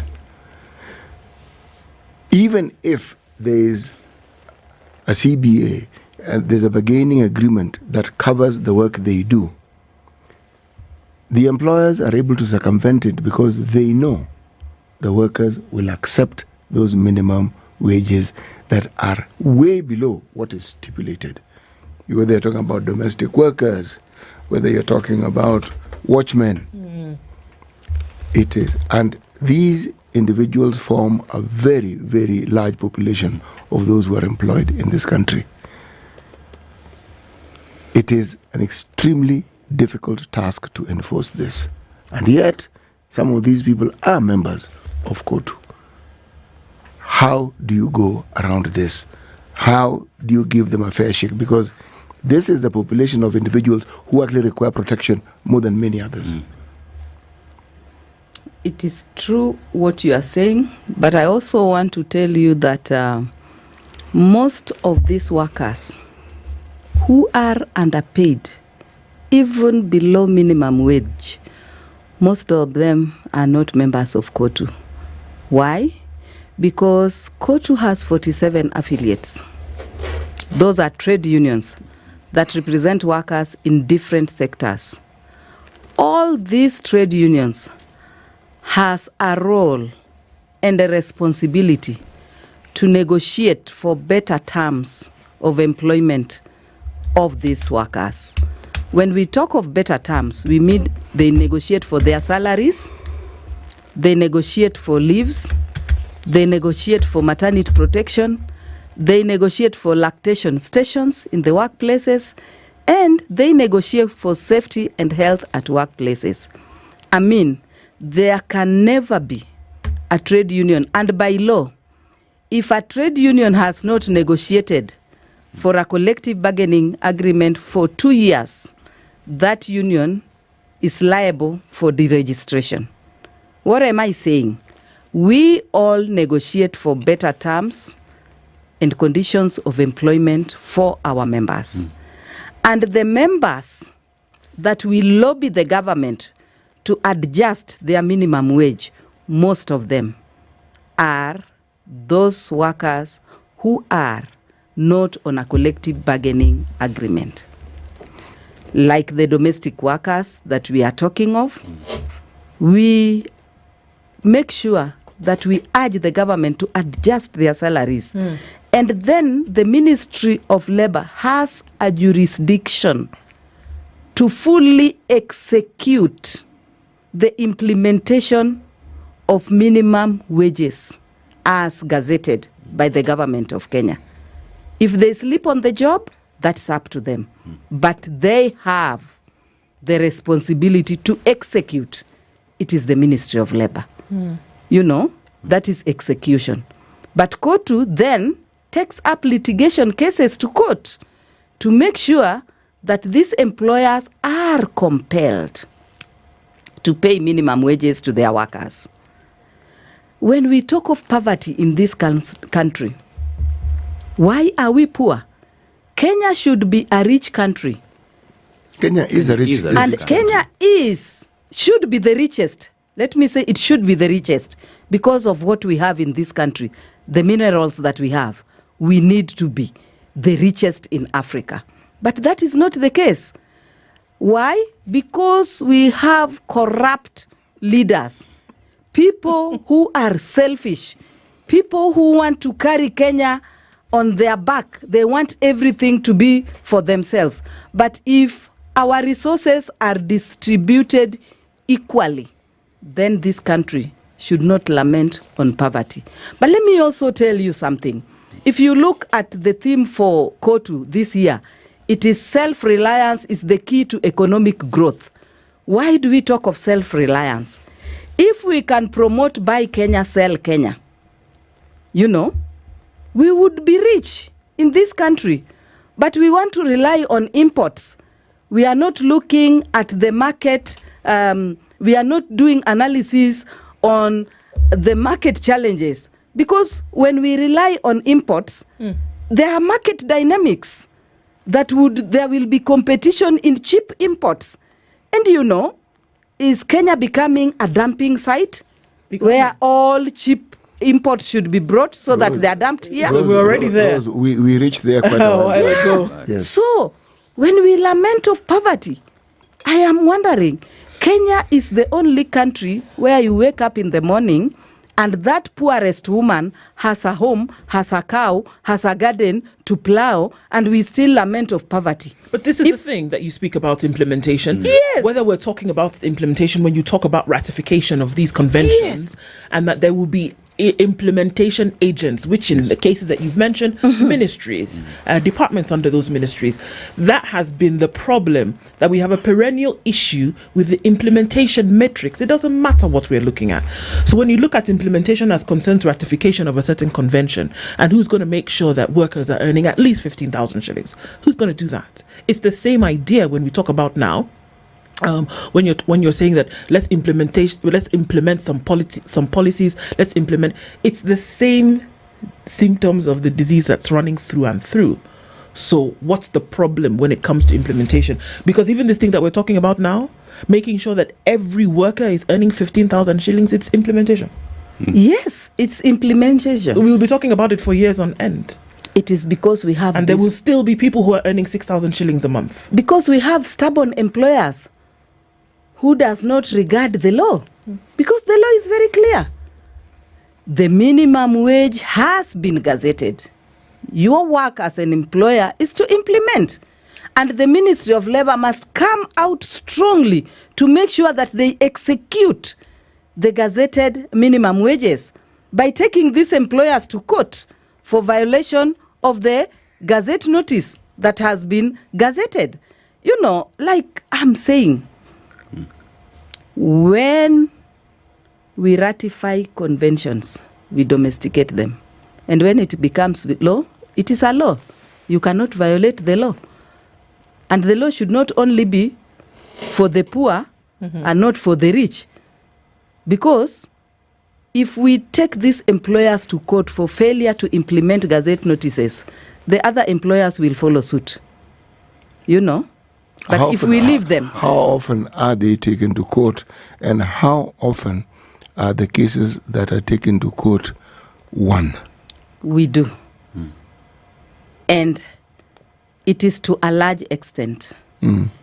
Even before going to court, if you just report a dispute at the Ministry of Labour, whose role is to execute that minimum wage implementation, the employer will be compelled to pay.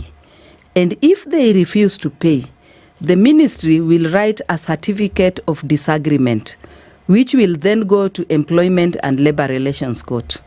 And let me tell you for sure, and you can go and find it out. The recommendation from the Ministry of Labour is upheld in the Employment and Labour Relations Court because that is the procedure, and you cannot violate the law. The judge will not violate the law. So the employers must be compelled to implement the minimum wages. Yeah. So we speak about this issue with the people who, first of all, just get to work because there has been referral. Not come to a kazi, talk to someone, and they bring them in. But there is a need for us to have this conversation in a structured way, such that every employer should be compelled to have a contract with the domestic worker, so that the domestic worker knows what it is they're getting into, an employer knows what it is they're getting themselves into. And just how critical as well would it be for the domestic workers or the people you say are not covered by CBAs to at least belong to a union that collectively speaks on their behalf and champions their ideas, Jane? My sister said we have affiliates. We are all affiliates connected to KOTU. So that means every employee of Kenya should be covered in any affiliate. That said, we need maybe the only thing that Kenyans need to be sensitized on is maybe the informal sectors who don't belong to any union, who don't know that they are supposed to belong to a union, and that is they don't know their rights. So every employee, irrespective if you are self-employed, if you're not self-employed, you'll need to belong to a union. And that is why you can see that we have gig economy. Where are they belonging? We have a union that represents them now. Yeah, we have a union, and that union is affiliated to KOTU. So those gig economies, those are young people who are now self-employed. Currently, right now, they are working at home. They need first to know that they are represented in KOTU. Their union is represented as an affiliate of KOTU. Hence, when you're talking of the minimum wage, they are covered. Okay. Yes. Can you trace for us the developments that have happened over time with the support that KOTU has granted to then see that these things have changed? Even if it's over a 5-year trajectory, can we see that with the support of KOTU, we have seen that things have changed and that they've moved or they've progressed?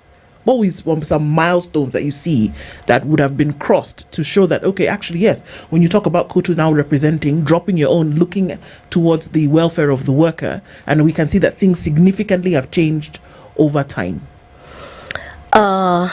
One of them is the gig economy. Yes. That one for sure, I'll say that it's one thing that we all working digitally. That is one thing that is a milestone that has come a long way, but now it's a reality that you have a union that is representing the gig economy.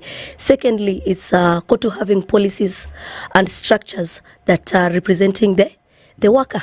And also we've seen the issue of the minimum wage. For a very long time, we've seen that a lot has been happening. The minimum wage has been discussed, but the implementation stage has not worked. But of late, we've seen for years that we've lived, we've seen that the current employee, especially the unskilled one, they're almost earning the mark of the minimum wage, which is the truth. And those people are affiliate of KOTU. Those people are the members of KOTU. But the way my sister said, if you're not a member of the KOTU, then we're not supposed even to discuss you. Yes.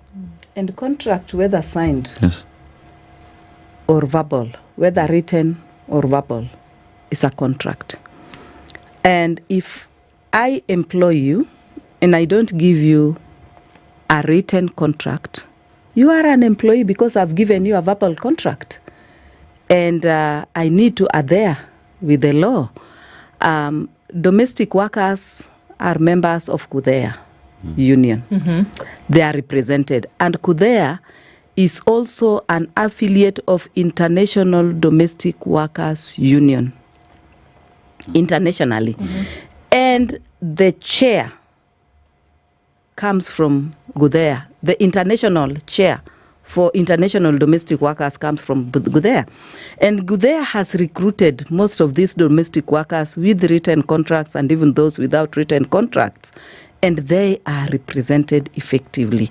Their voices are represented. And some employers have been compelled to sign contract with the employers, or with the employees, so that they can be paid minimum wage. So what am I saying? I am saying that if you are a domestic worker out there, look for KUDEA. You will be represented, whether you have a written contract or not. Because the freedom of association is there. And that is why we fought for the Bill of Rights in the Kenyan Constitution, so that every worker must be given, their rights must be respected. Yeah. Where does KOTU come in when it regards, issues then when we talk about for real employment, and maybe when someone has been relieved of their duties for whatever reason, and you find that there was some kind of malpractice involved, and maybe somebody has to go to court? Does KOTU have a role to play here, whereby the protection of this person's job then is brought into play? Yes, KOTU has a role.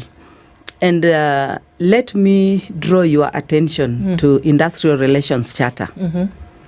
It has given the employer the right to terminate your services, but in accordance with the law. With the law, okay. So if it is unlawful termination, the Act speaks about it.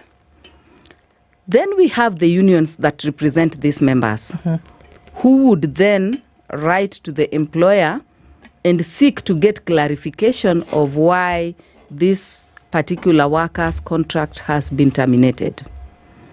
KOTU comes in policy issues more than handling disputes at the workplace. Okay. Because we have relevant unions that has a role, that has signed a recognition agreement with these employers that they will work on terms and conditions of these employers. So that is not KOTU's role to go to the industry and to defend workers who are terminated, because their unions are there to do that. But when it comes to the workers who are not members of the union, KOTU has a department where such workers can go and say their grievances with their employers. And KOTU has a legal representative, a lawyer, that represent this category of workers. And the lawyer would go to Employment and Labor Relations Court and would take up this matter, because these are not workers who are members of a particular union. So, but when it comes to policy formulation, then KOTU takes an upper hand, because then KOTU advocates for more policy regulations than the trade unions who work on disputes at the workplace and who work together with the Ministry of Labor to handle such disputes. So we have roles and responsibilities that also has boundaries.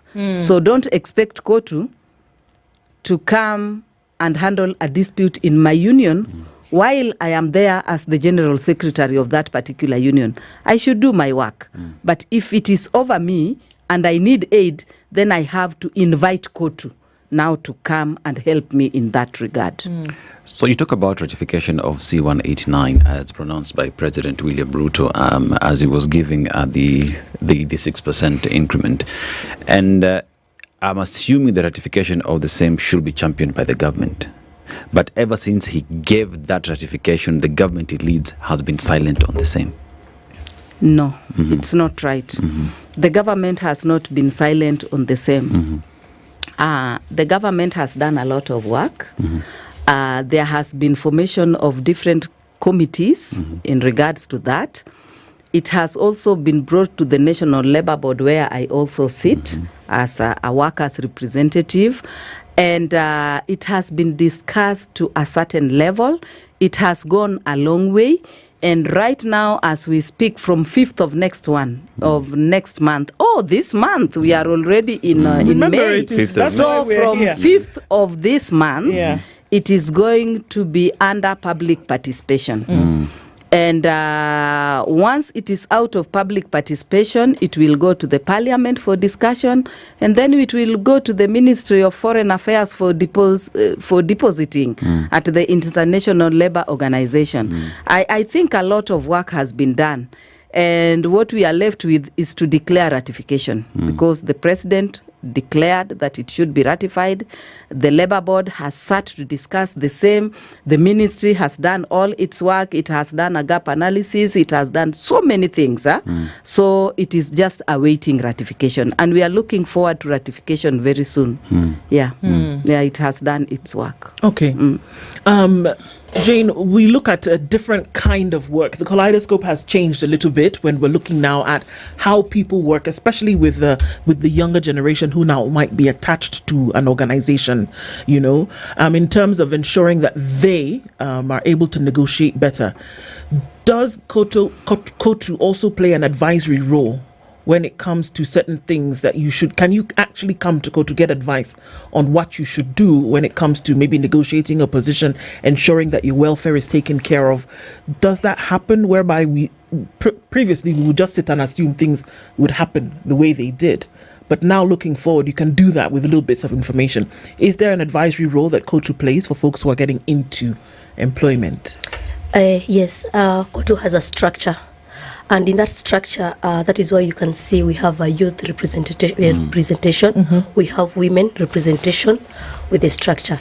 Under the same structure, we break it down. We have policies now which will guide us and will guide the young people of how they should disseminate their work. And one of the things that KOTU has been doing for quite some years now is ensuring that there's youth empowerment. Youth empowerment comes as a result of having a lot of awareness of what KOTU is doing for the young people, what KOTU is planning to do for the young people in terms of training, in terms of campaigns, in terms of sensitizing young people when they're joining employment, because employment, when a young person joins employment, they find it very difficult to adapt. They don't know their rights. So KOTU comes in where they ensure that they empower the young person who is coming into the employment to know their rights, that they will not be discriminated at workplace. They'll know their rights and they'll know what they should be doing at the workplace. So that is the role of KOTU, and KOTU really has supported the young people and the women in general. Yes. Is there a union that supports these workers we keep exporting to other countries? The domestic workers or migrant workers, or which kind of workers are you talking about? Kazimaju. Everybody who travels abroad, whether they go as domestic workers, whether they're trained personnel, does KOTU have a say? Yes. KOTU has a labor migration center. It is called Labor Migration Center in KOTU, where we do pre-departure training for those workers who want to go abroad. We advise them to register with the Ministry of Labor and to know the kind of work that they are doing. They should have a contract. In Labor Migration Center, we bring in even returnees for training, because there are people who come back so traumatized. They went with hope. They came back empty-handed without hope. So where do they go and where do they start? They come to KOTU for advice, for training, for counseling, so that they can start a new life here. But for those that are departing Kazimaju to wherever they are going, we have a labor migration center, full-fledged, with publications. We have booklets published by ILO, published by KOTU, and we give a pre-departure training. We get to know the countries that they go to. We get to know the kind of contracts that the country have with them. We get to know the type of work that they do, and we advise them. Okay. So we're on another Labor Day, another May 1st. There are hopes. We don't know what we'll hear today. You might have an insight into that. But what are you hoping for, and what are we wishing, those who work in this space, from both of you? Another Labor Day. And remember, this Labor Day, we are also celebrating 60th birthday of KOTU. It is a Labor Day that we are looking forward to more goodies from the president, because he is the guest of honor today, and we are happy to welcome him, even as we look for more goodies from him. We want to encourage workers wherever they are to come today in large numbers, prepared to hear good things from us.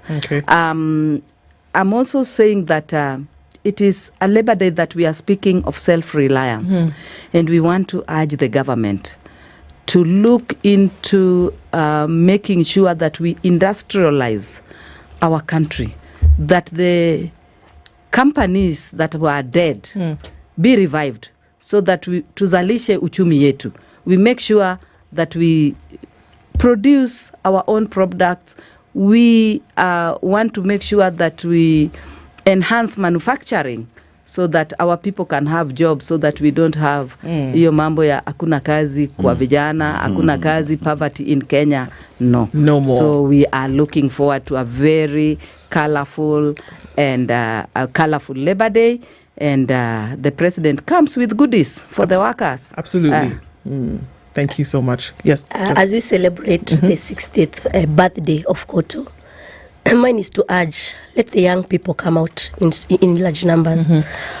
When the president will be addressing, let the president know that he has the majority of people who are supporting him, who are young people, who are young workers in this country. Indeed. And of course, as my sister said, we are looking forward for more goodies, more good things for us as workers, because we want to get out of that stadium with smiley faces. Indeed. Yes. Rose Omamo is an executive board member of KOTU, with Jane Jockey, who has joined us as a member of the KOTU Kenya Youth Committee. Thank you, both of you, for being here, and happy Workers' Day. Good morning, 8 a.m. Thank you for hosting us. Good morning.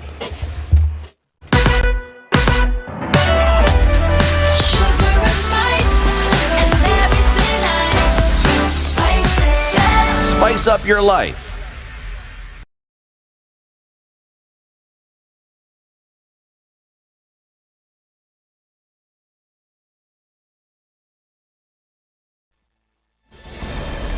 Good morning. This is the News Wire. I'm Leah Ubaga. Labor Day is celebrated around the world, the country, on May 1st every year. This day celebrates hardworking people whose dedication and work have strengthened economies and societies around, and not only to be recognized for their efforts, but also to be empowered to understand their rights. Now, moving forward is that Kenyans today will gather and will be led by President William Ruto to mark the Labor Day celebrations. The Law Society of Kenya has continued to condemn the brutal killings committed by police officers during last year's anti-finance bill protests. LSK President Faith Odhiambo says they're saddened that some leaders continue to incite and disrupt peace across the nation. It's worrisome that the national security organs, especially the police, have an obscure understanding of their allegiance, which lies with the nation and the constitution, not with regimes or their leaders. Collectively, the foregoing occurrences and the reproach with which the relevant institutions and authorities have responded to the same are a cause of alarm for all Kenyans. For illustration, we are perturbed by the insensitive and thoughtless remarks that have been made by members of political class in adding these crucial matters of national security and the state of constitutionalism. LSK has also called on IPOA, National Police Service and the Office of the Director of Public Prosecutions to expedite the cases filed regarding people who've been injured or killed by police during protests. Nearly a year later, only 6 of the investigations have been completed and escalated to the Office of the Director of Public Prosecutions and or the courts. This statistic is not only underwhelming, it is well near proof of dereliction of duty. In such times, laxity, complacency and lack of urgency are tantamount to complicity. IPOA has overstretched the grace and patience of the Kenyan public, and we hereby put the authority on notice that they run the risk of being liable for refusal to act in accordance with their mandate. And this comes as the ODPP issued a press release listing the cases of killings of protesters that have been filed in court so far and those that have been referred to IPOA for further investigations. A grade 2 pupil at Lenana Primary School in Nakuru has died after he was swept away by floods last evening following a heavy downpour. Glenn Karanja is said to have been on his way home minutes after the rains, but was overwhelmed by raging floods just a short distance from the school. Parents of the minor have termed the incident as regrettable, even as they pointed fingers at the school administration for releasing children to go home on their own despite being aware of the recurring floods in the area. The body of the minor was later retrieved from one of the drainage trenches in the area. That's the News Wire. I'm Leah Ubaga.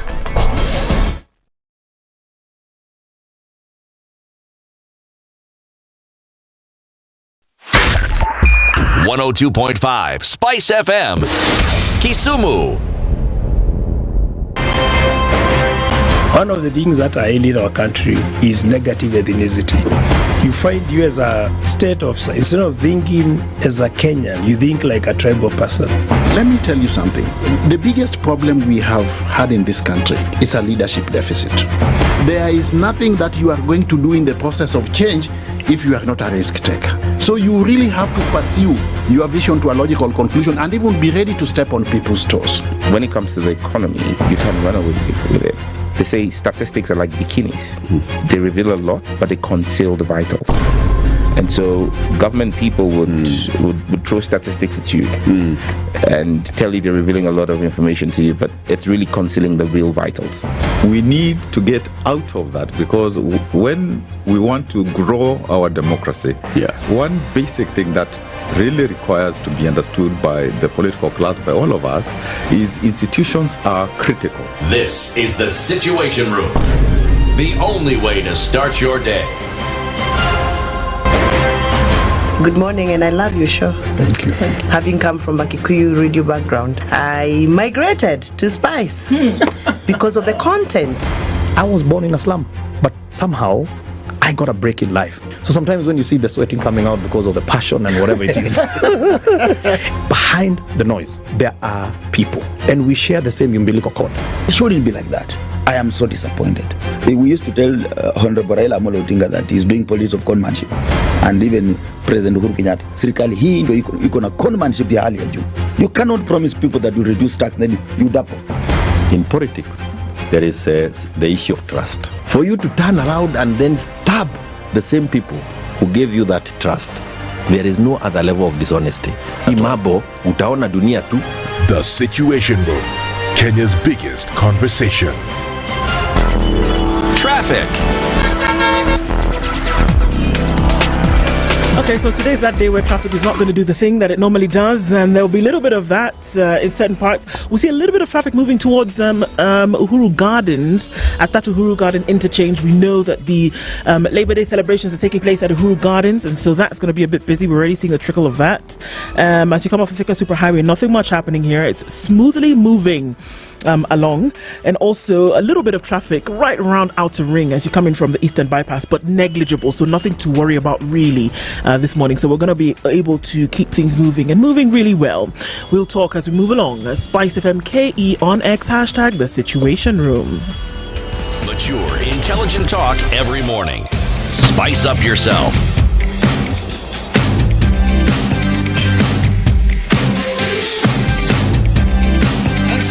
Mornings done right. 94.4 Spice FM, Nairobi. It is 8 minutes after 8 o'clock, and welcome to the third hour of Kenya's biggest conversation this morning, getting into things where we will have a conversation then around where are we going, in which direction are we headed when it comes to certain things. And even as we do, joining us in the Situation Room this morning, in the hot seat of the Situation Room, the Inject Party leader, Morara Kabasa, is here this morning. Morara, good morning. Good morning. How are you? I'm very well. How are you? Very well. Happy Labor Day. Happy Labor Day. If you were the president, you would be wishing us a happy Labor Day. How would you do that? No, even before I wish you a happy Labor Day, first I would have made sure that I reduce the amount of taxes on the pay slip. Then secondly, I would have ensured that there is an increment in the salaries for normal Kenyans, especially the minimum wage bill. So even before you wish people a happy Labor Day, you need to make them happy first. They need to have something to be happy about. Let's assume that we are now happy and that you are the president and that you are wishing us a happy Labor Day. So we just wish us a happy Labor Day. Wakenya hamjambo. Hatujambo. Sasa nimeweka mpango. Mwaka huu hawa wafanyikazi mimi nitaongea na huyu waziri. Tutaongeza sasa hii pesa ya kutoa kila mwezi ili tuweze kufanya enough savings ili tuweze kuendelesha taifa letu. You know, it's been a while since I spoke like William Ruto. So I need to sharpen it a bit. You need to remember because some of the of late I've been entering into my new role of just trying to lead a new wave of change among the young people. Just to get our country going in the right direction, because you see sometimes people forget too fast what we were up to last year and what the Gen Z was all about, and then we start sliding back to what we were fighting against. Indeed. So we're going to get into that, especially some of the things that you've spoken of just recently, looking into that particular movement. But let's welcome you to the show this morning with CT, and he's going to give you today's proverb and you interpret that for us. All right. We are in the People's Democratic Republic of Algeria. When I think of others' misfortunes, I forget mine. Yeah, it's more like our Swahili proverb for nyani haoni kundulwe. That sometimes we speak so much about other people's failures and forget about our own failures. And I believe that proverb is more for the Kenyan people to also remember that they also have a responsibility that they need to own about the kind of leadership that we have in our country, that they've also contributed to that mistake. And once they own that they have made a huge contribution towards the mistake of leaders that we have through election on the basis of tribe, then we can move forward towards the change that we want. It's lovely. So the blame doesn't fall squarely on just the leaders alone. Even the Kenyan people have their own share of the blame. Yeah. Okay, so that's interesting because the last couple of days have been interesting as well. I believe it was Monday when we saw the pictures on certain steps of individuals who had visited one another, folks belonging to parties or belonging to coalitions, and then making their desire to run for, positions in the next election made up of many: Eugene Wamalwa, Martha Karua, Fred Matiang'i, Mithika Linturi, Kalonzo Musyoka, and a couple of others. And you had some choice things to say when we are looking at the future of Kenya's politics. You said this cannot be the future of Kenya's politics, essentially. That is very true. You see, crooks are not just in the government. Crooks are also in the opposition. The problem is not just in the government. The problem of lack of leadership and corruption and theft of public funds and tribalism, it's not just in the government, it's also in the opposition. So when we talk about draining the swamp, we are not just draining the government swamp, because the message that I've been trying to carry along for most Kenyans to get is that removing William Ruto alone without having a proper replacement of a person with integrity who has a vision to take this country to greater heights is not a success. That even as we purpose to remove William Ruto, because that's our purpose as the opposition, to remove William Ruto, we should also think about what is the replacement, so that you don't remove William Ruto and put William Ruto Pro Max. And I was honest about some of the figures that we have in the opposition, who they were when they were in government, what they stand for, even right now when they are in the opposition. And surely, for us as young people and, Gen Zs and millennials, this is not the future that we are looking forward to. These are not the people that we believe will be the transformative agenda or the progressive agenda of our nation. So the moment is calling for a third force. The moment is calling for a third option. Kenyans cannot be boxed into this option of government or opposition. The moment is calling for leaders of integrity wherever you are, whether you are in church, serving at the church, whether you are serving at the mosque, whether you are just resting at home in retirement, whether you are just a young person without a job. But it's calling upon leaders who have a vision, integrity, and who have been convicted by their dreams to come forward and stand up for governance and leadership. This is what you said, Dennis. Kenyans are shocked that the youth have rejected the opposition as an alternative. It did not start today. It is the culmination of a series of mistakes. The Gen Zs are bitterly opposed to corruption. When someone is jailed with corruption, it's always a party in the youth world. The opposition, which is supposed to lead the way against corruption, is in court making every effort to undermine the fight against corruption. So where will you take Kenya if leadership is given to you? Tutawafagia wote pamoja na Ruto waende nyumbani wholesale. This is what you said on your page. Yes. Most of the problems that we have in Kenya, they stem out of corruption. If you talk about a failed education system, we invest 650 billion Kenya shillings every financial year in education. So if it is failing, it's poor policy, poor implementation, and theft of public funds. If you look at the poor healthcare, it all stems out of corruption. Why did we kill NHIF? It is because of corruption. Now we've brought SHIF. What is the first problem that SHIF has encountered? Corruption, 104 billion shillings. So all the problems, including the bad roads that we have, they are stemming out of corruption. So if we are not going to tackle that one big problem, the elephant in the room called corruption, then we are headed nowhere. But now the people who are preaching an anti-corruption message are the same ones that are in court. And I was referring to when they went to see Honorable Ferdinand Waititu. Yes. Honorable Ferdinand Waititu has gone through a process. He's been taken to court.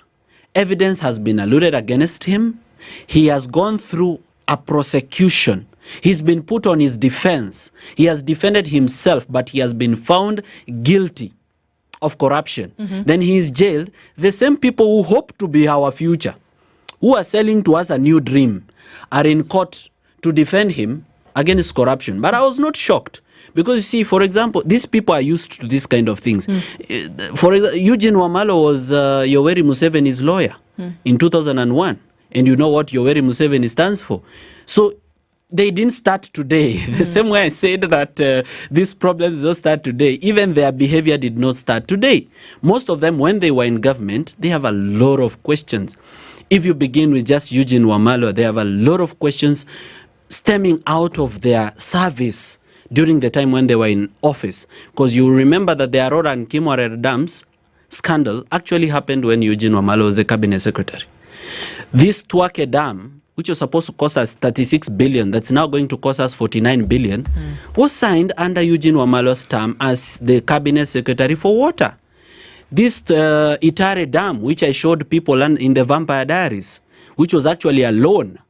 It was on a buyer's credit loan from Italy. It was actually signed when he was the cabinet secretary for water. So these are his contracts. These are the things he did while he was in office. You can see the stalled Mwache Dam in Kwale. These are billions and billions of shillings that have been lost in a way that is shocking. Mythical Inturi, fake fertilizer scandal. The Russian fertilizer that was donated to us, that was again repurposed and sold back to the Kenyan people. These are the people that we are talking about and referring to them as, the would-be future. So I was very disappointed to even see that Kenyans have quite forgotten very fast. We need to keep pricking the consciousness of Kenyans and reminding them that there is a reason why the Gen Zs were saying they are tribeless. We were not denying our identity. We are not saying that we don't have a place that we come from.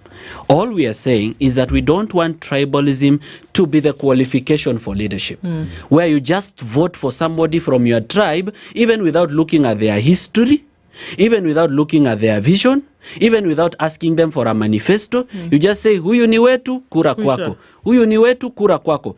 The end result of it is that it gives us leaders of very poor integrity. Yeah? Leaders are trooping to Wamunyoro to go and see Rigathi Gachagua. Outside Wamunyoro's house, outside Rigathi Gachagua's house, is a road. The road is called Kwawamboi, Karandi Road. It was worth about 1.2 billion shillings.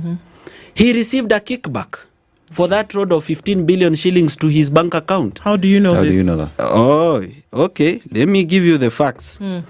So now, this is it. It's called the 21-kilometer Marua State Lodge, Kwawamboi, Nduduini, Karandi Road. It passes outside his house. Now, the money was deposited to a bank account owned by a company called Skytop Agencies. The director of Skytop Agencies works at a salon owned by the Gachaguas. She's called Miss Maka.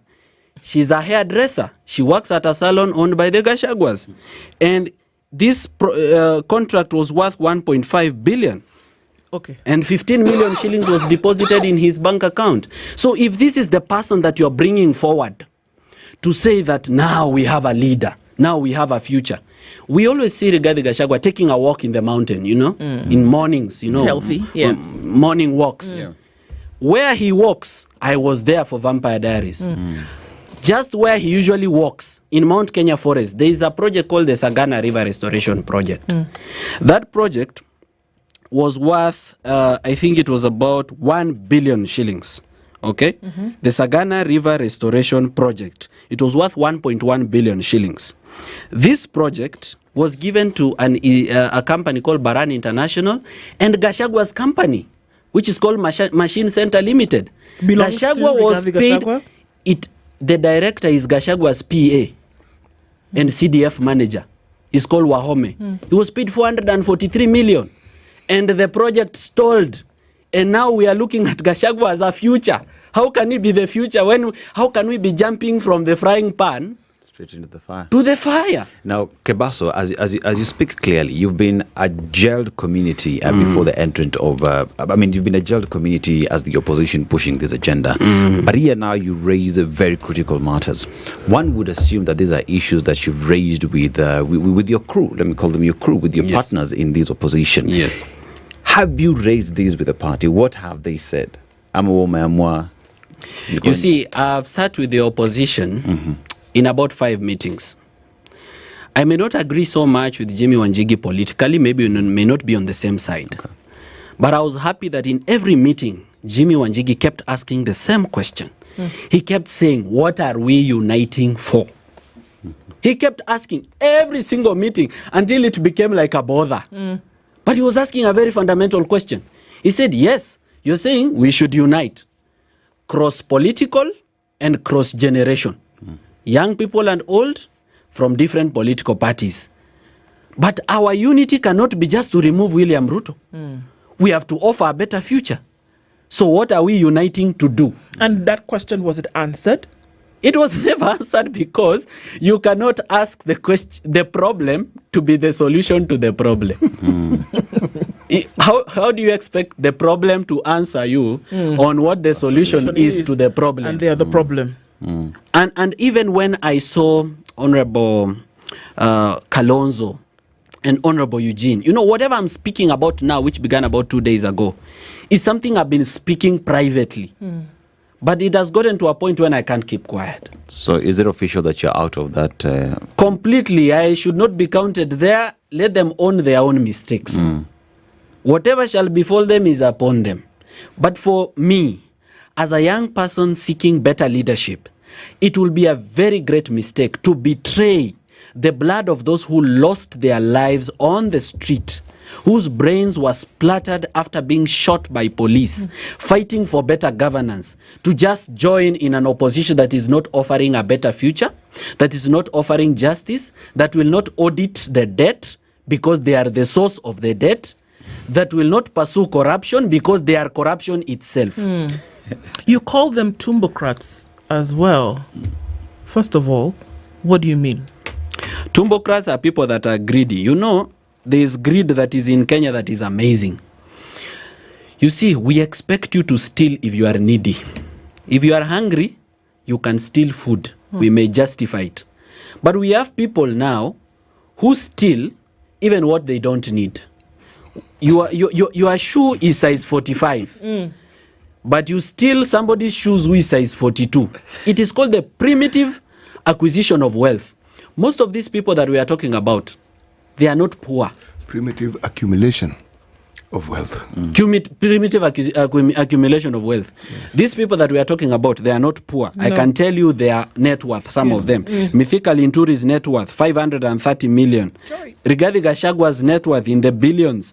Eugene Wamalwa's net worth, when he appeared before Parliament in 2020, 400 million shillings. They are not poor.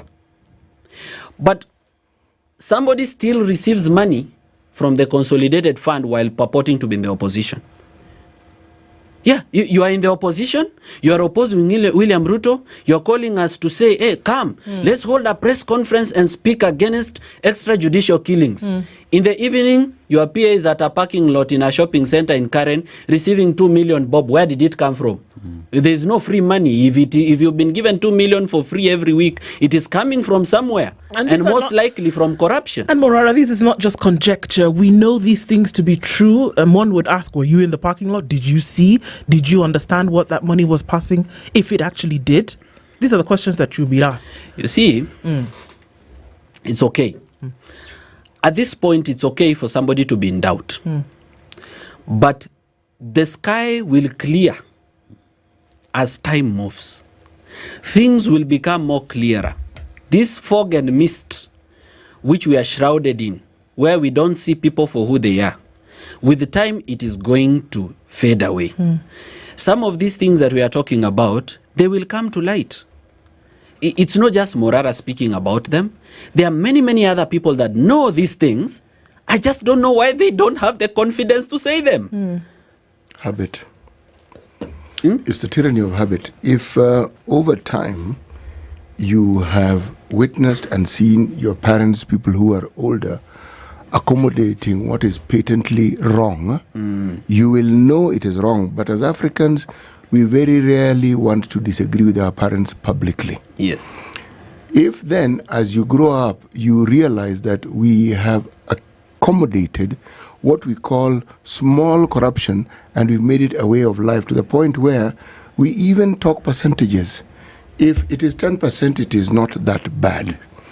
20 too much, but you know when it's around 50, then it's excessive. Somebody who steals a chicken and somebody who steals a cow are both thieves. Yes. What they stole may be determined by opportunity, not ability or willingness. The chicken thief would steal a cow if they had that opportunity, just that it may not exist. Then they're also thieves in training. So you... or intern thieves. Now my turn. Somewhere on attachment. They're learning. They are learning. They are figuring out how it is done. So they start with small amounts. Then they realize. See, like the people who perfected this are traffic police. They never ask for huge amounts. Yes. They never do. And like these greedy individuals. Humans. Okay, now don't worry. I'm not going to say what I'm thinking. Yes. Individuals who work for the council. Or the county government. These county security people. It works because the negotiation begins with you being approached with something that will be of great inconvenience to you. So you're trading. It's inconvenient to go to the police station. It's inconvenient to go to court. It's inconvenient. So what do I pay so that this inconvenience is removed? And we have accepted. We've even accepted amounts in our heads. So it no longer has the punch. Now what we don't know is that this erosion takes place very insidiously and then it's full blown. Believe me, when you're in a position to receive a bribe, you will take it. When you're in a position to corrupt a system, you will do so because your morality was long compromised in little bits and you thought it was okay and you accepted it. Now, this is the multi-headed hydra that we deal with. Because everything that you've mentioned so far amounts to guaranteed political opposition and resistance to anything that actually approximates real change. Yes. Because real change indicates you will get rid of all these things. And we have a mantra by which we live. We have institutionalized hypocrisy. Everybody, and that's what you're saying, people who are talking democracy, talking good governance, they are steeped in deep in these very, very processes. It's just that many of them are now not in power. So the question that you're raising, and we raise it again, when they were in power, which is again what you've pointed out to, what did they do with that power? Did they show any example of what it is they're now talking about they will do? Yeah. And let me take you back to your proverb. Yeah? Yes. Ya nyani haoni kundule. The Kenyan people must own their mistake. Yani hiyo tukubali tu. This problem that we have, William Ruto, is our problem. And it's not just William Ruto. You know, we look at William Ruto alone. We forget governors. We forget MPs and their CDF. Yeah. We forget cabinet secretaries. We forget permanent secretaries. We forget corrupt judges. We forget the pastors and reverends that are laundering this money. We forget people in corporate, very big law firms. You know, we go to university hoping to work for a good company. Then you get into the company, you find it's a money laundering machine for politicians. So Kenyans must own this mistake. If you are a Kenyan, and you usually put water in milk so that it can give you more liters to sell. If you become an MP, you are going to be corrupt.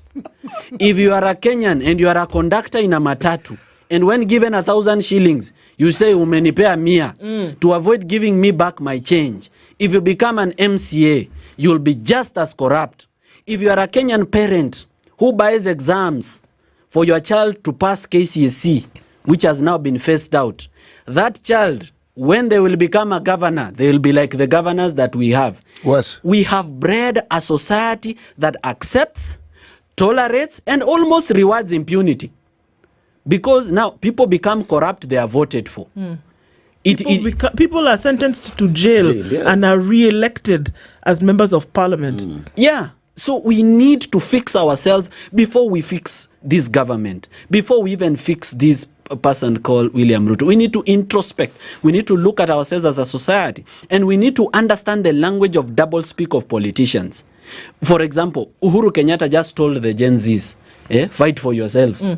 Help us fight for Kenya. What on earth is he talking about? Then what is he telling us? He is the one who took 6 trillion shillings of our money. So who are we supposed to fight? Unless he's telling us to go for him.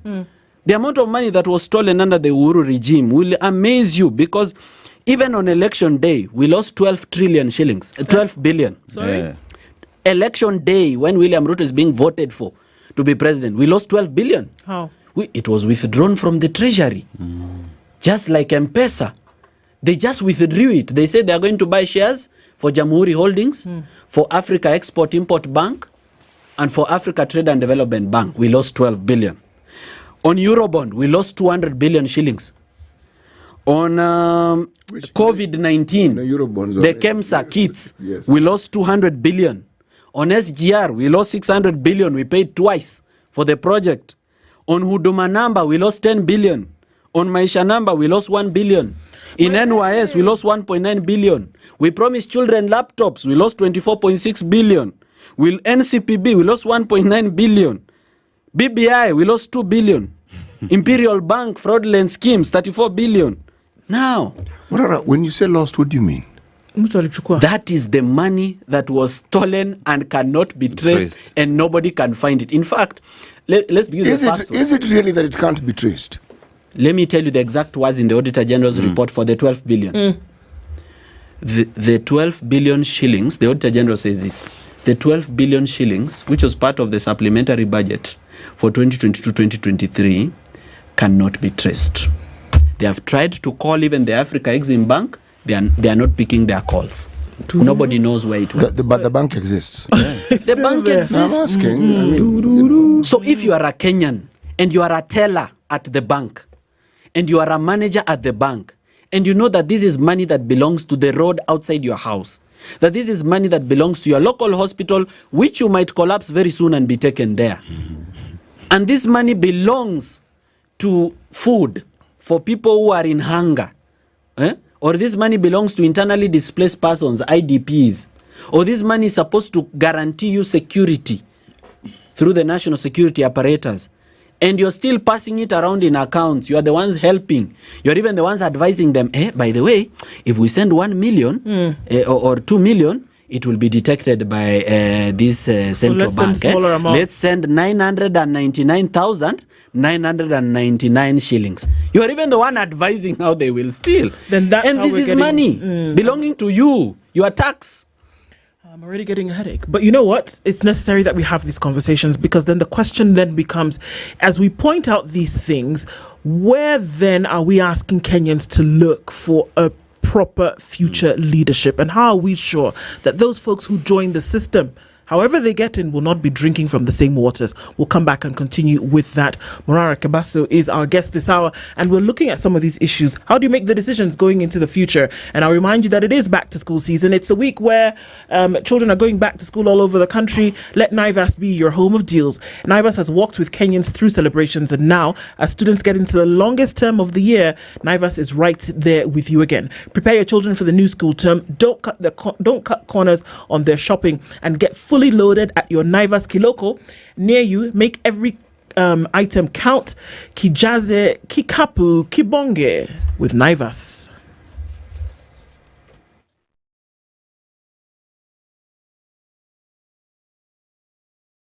This is the Situation Room, the only way to start your day. Where? Have you heard about moringaschool.com? Moringaschool.com. Hapo ndio future tech iko boss. Kenya's top software engineers, data analysts, cybersecurity pros, and UI UX design ninjas wanatoka Moringa. Hey, na unasema hauna degree? No stress. Whether you are looking to upskill, stuck in a boring job, ama you are starting from zero, Moringa's got your back, man. Visit moringaschool.com, where anyone can create their future. The fun never stops on Star Times this Easter and April school holidays. Get ready for non-stop adventure, laughter, and learning for big and little kids. Renew your subscription for 2 months and get a free upgrade to the next higher bouquet for 2 months. Dive into the best kids entertainment with Boing, Jim Jam, CBeebies, Toonami, Da Vinci, ST Tunes, and Cartoon. There's something for every little explorer. Buy a Star Times decoder at any of our business halls or dealers nationwide for endless fun, action, and discovery all holiday long. On the move? No problem. Download StarTimes on app and enjoy your favorite shows anytime, anywhere. Dial star 858# for self-service. StarTimes. Enjoy digital life. Mature, intelligent talk every morning. Spice up yourself.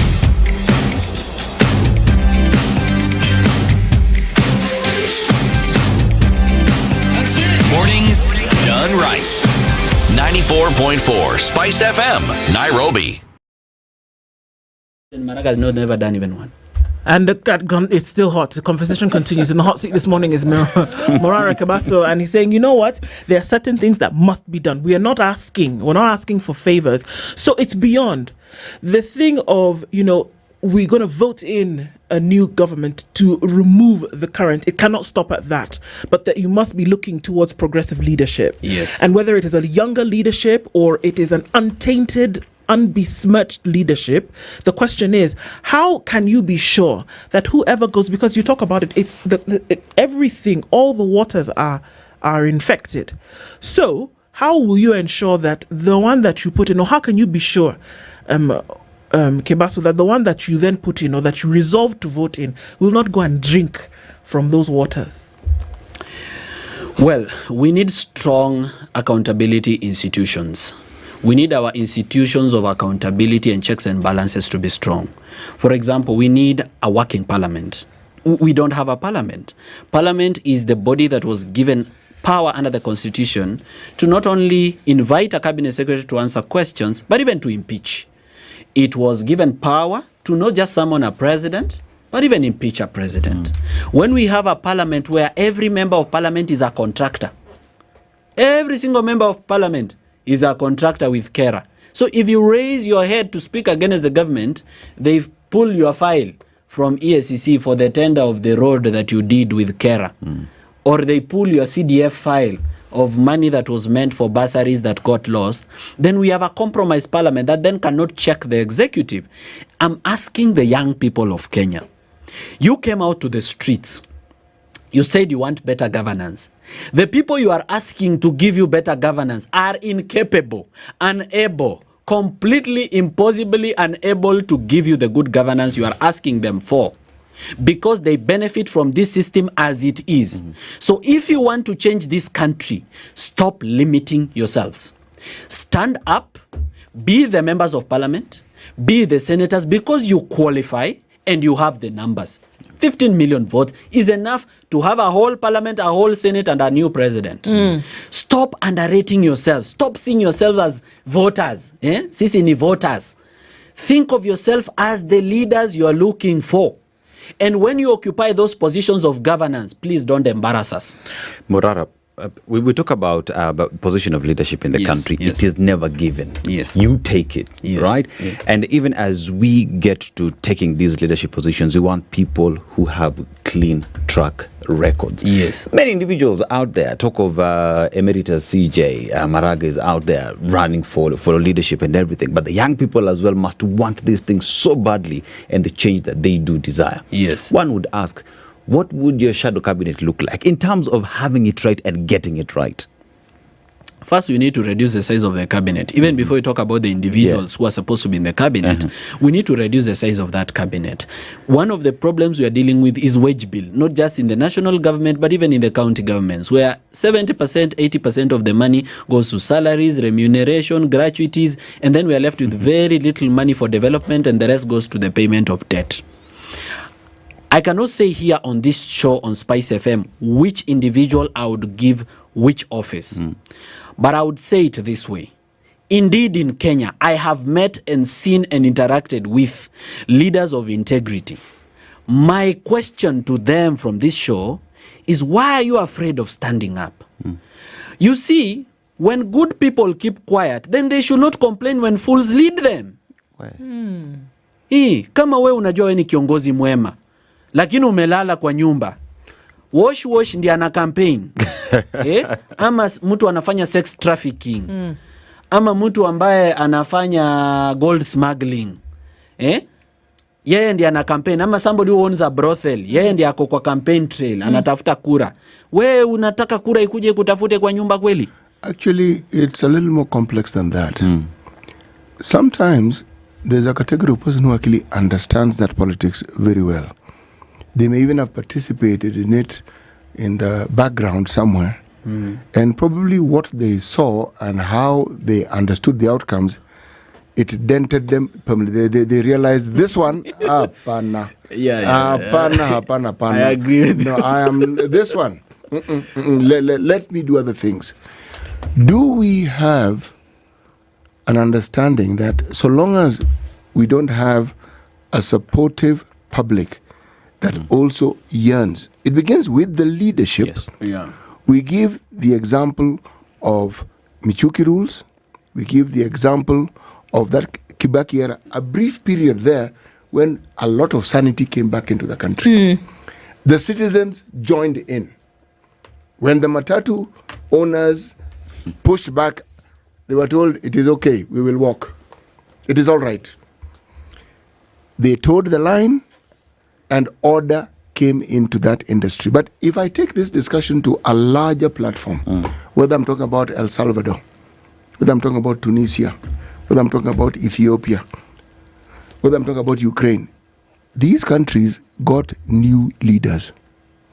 They got leaders who are younger, infinitely younger, and they campaigned on platforms of change, and many of them showed clear signs of bringing change.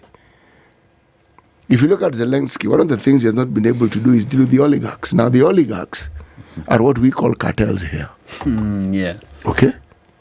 Somewhere along the line with all the changes he proposed, if you look at Tunisia, what then happened was a lot of promise and then just went back to authoritarianism, went back to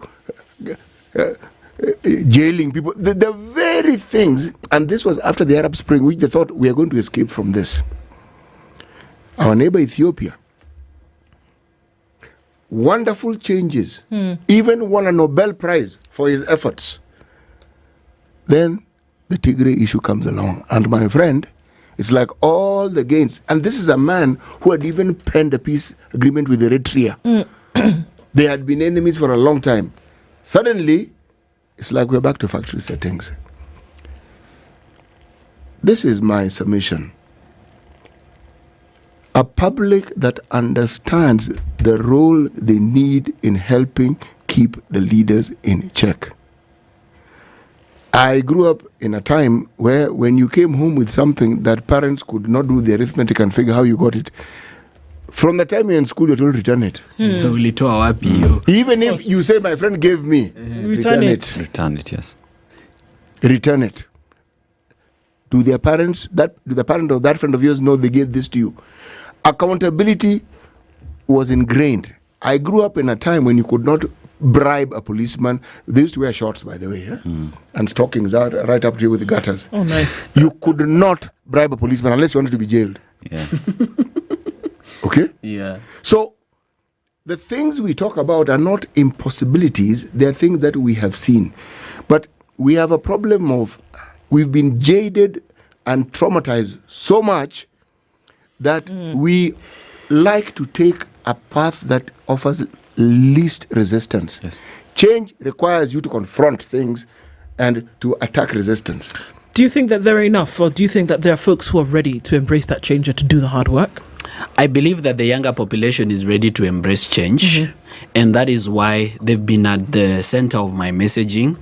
Not to say that I'm avoiding communicating to the older generation, but we need to solidify the younger generation. And one thing that makes me happy about the younger people in Kenya is that they are willing to walk away from tribalism, because tribalism, as I've told you, gives us a very bad quality of leaders.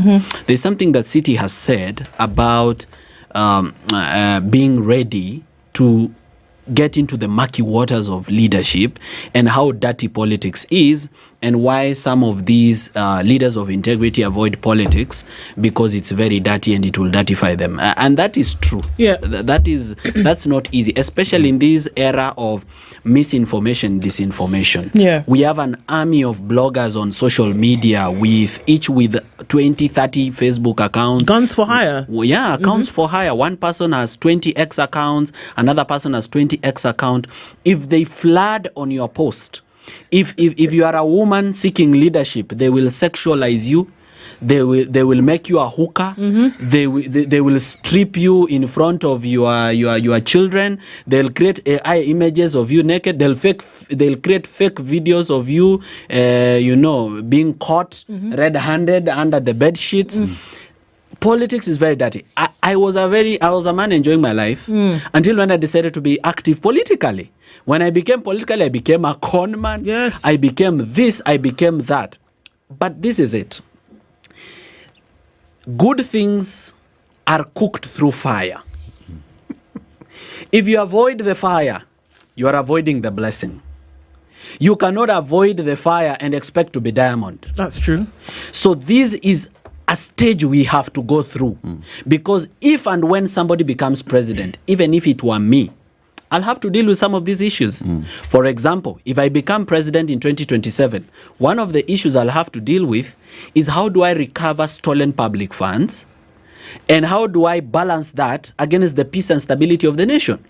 Because if I go after a former president and tribalism is still deeply engraved in our people say I'm targeting their tribe, and it could easily slide into a civil war because this person has billions of shillings, maybe trillions, which he can buy weapons from neighboring Uganda or neighboring RSF in Sudan and fight back the government. Yeah. And just by going after this person, I would have caused a war. So it's not easy. Of course it's not. And that was my question. Because leadership is not easy. Every time we make reference to folks who went through the bloody struggle and they did what they needed to do to get their, position, we reference a number of people. We reference Kwame Nkrumah. He wasn't even 40 years old. We reference people like Thomas Sankara. Was barely 30 years old when he did the most of what he did. He died at a very young age for the struggle. Look at Ibrahim Traoré today, who is the interim president of Burkina Faso. He's 37. So we're not talking about old foggies. Sorry, CT. We're not talking about old foggies who were in their evening years, such like you had mentioned in your post. In at the same time, we're talking about people who went through bloody conflict, and I mean bloody literally. The shedding of blood, it was difficult. They had a lot of opposition. They said, we're going to go through this thing, blood, sweat and tears, in order to destabilize and deconstruct the status quo. Yes. And in many cases, they survived it, even though they died. What do I mean? Today, we still talk about Kwame Nkrumah. Today, we still talk about Thomas Sankara. Yeah. Today, even if he's still here, we are talking about Traoré. Everybody's talking about him. Right? They are immortal. Have we been pushed to the wall enough to say that we are ready to take that? Yes. Has it gotten to the point whereby you say, you know what? It doesn't matter anymore. We're going to go for it. Revolution is not a walk in the park. It is not a party in a teacup. It isn't. It is difficult. I don't think we are there yet. Okay. Because majority of Kenya is village. And one thing that is in the village is food. You see, whether you work or not, if you are, for example, where I come from, whether you go to work or you don't go to work, you still eat. You can eat at your grandmother's house. You can eat at your aunt's house. They will not you chase can you. eat in your house. So we have an economy supported by very hardworking women in the village, and people don't pay taxes in the village. So the pain of bad governance does not get to them. Actually, people pay taxes. It's indirect, but they pay. They don't pay direct taxes, so they don't feel the pain. They don't know that when they buy a kilogram of sugar, they've paid. They don't know whether they buy a cigarette, they've paid. They don't know that whether when they buy a cooking oil, they've paid taxes. But because they don't pay taxes direct to KRA, like the working class, then they don't feel the pain of bad governance. In fact, there's a member of parliament who is in this picture, by the way. Yeah, I won't mention who. I'll let you guess. The same way you let me guess your proverbs. There's a member of parliament who is in this picture, who used to be a member of parliament, who used to tell his people, I don't want to do tarmac roads, because if I do tarmac roads, the vehicles will be speeding along these roads and you will die in accidents. For the love of God. And the people agreed with him. And for that reason, he kept getting re-elected without ever doing a tarmac road, because people knew that tarmac roads bring accidents. There's a positivity there. There's a lot of civic education. No. I see positivity. I see positivity.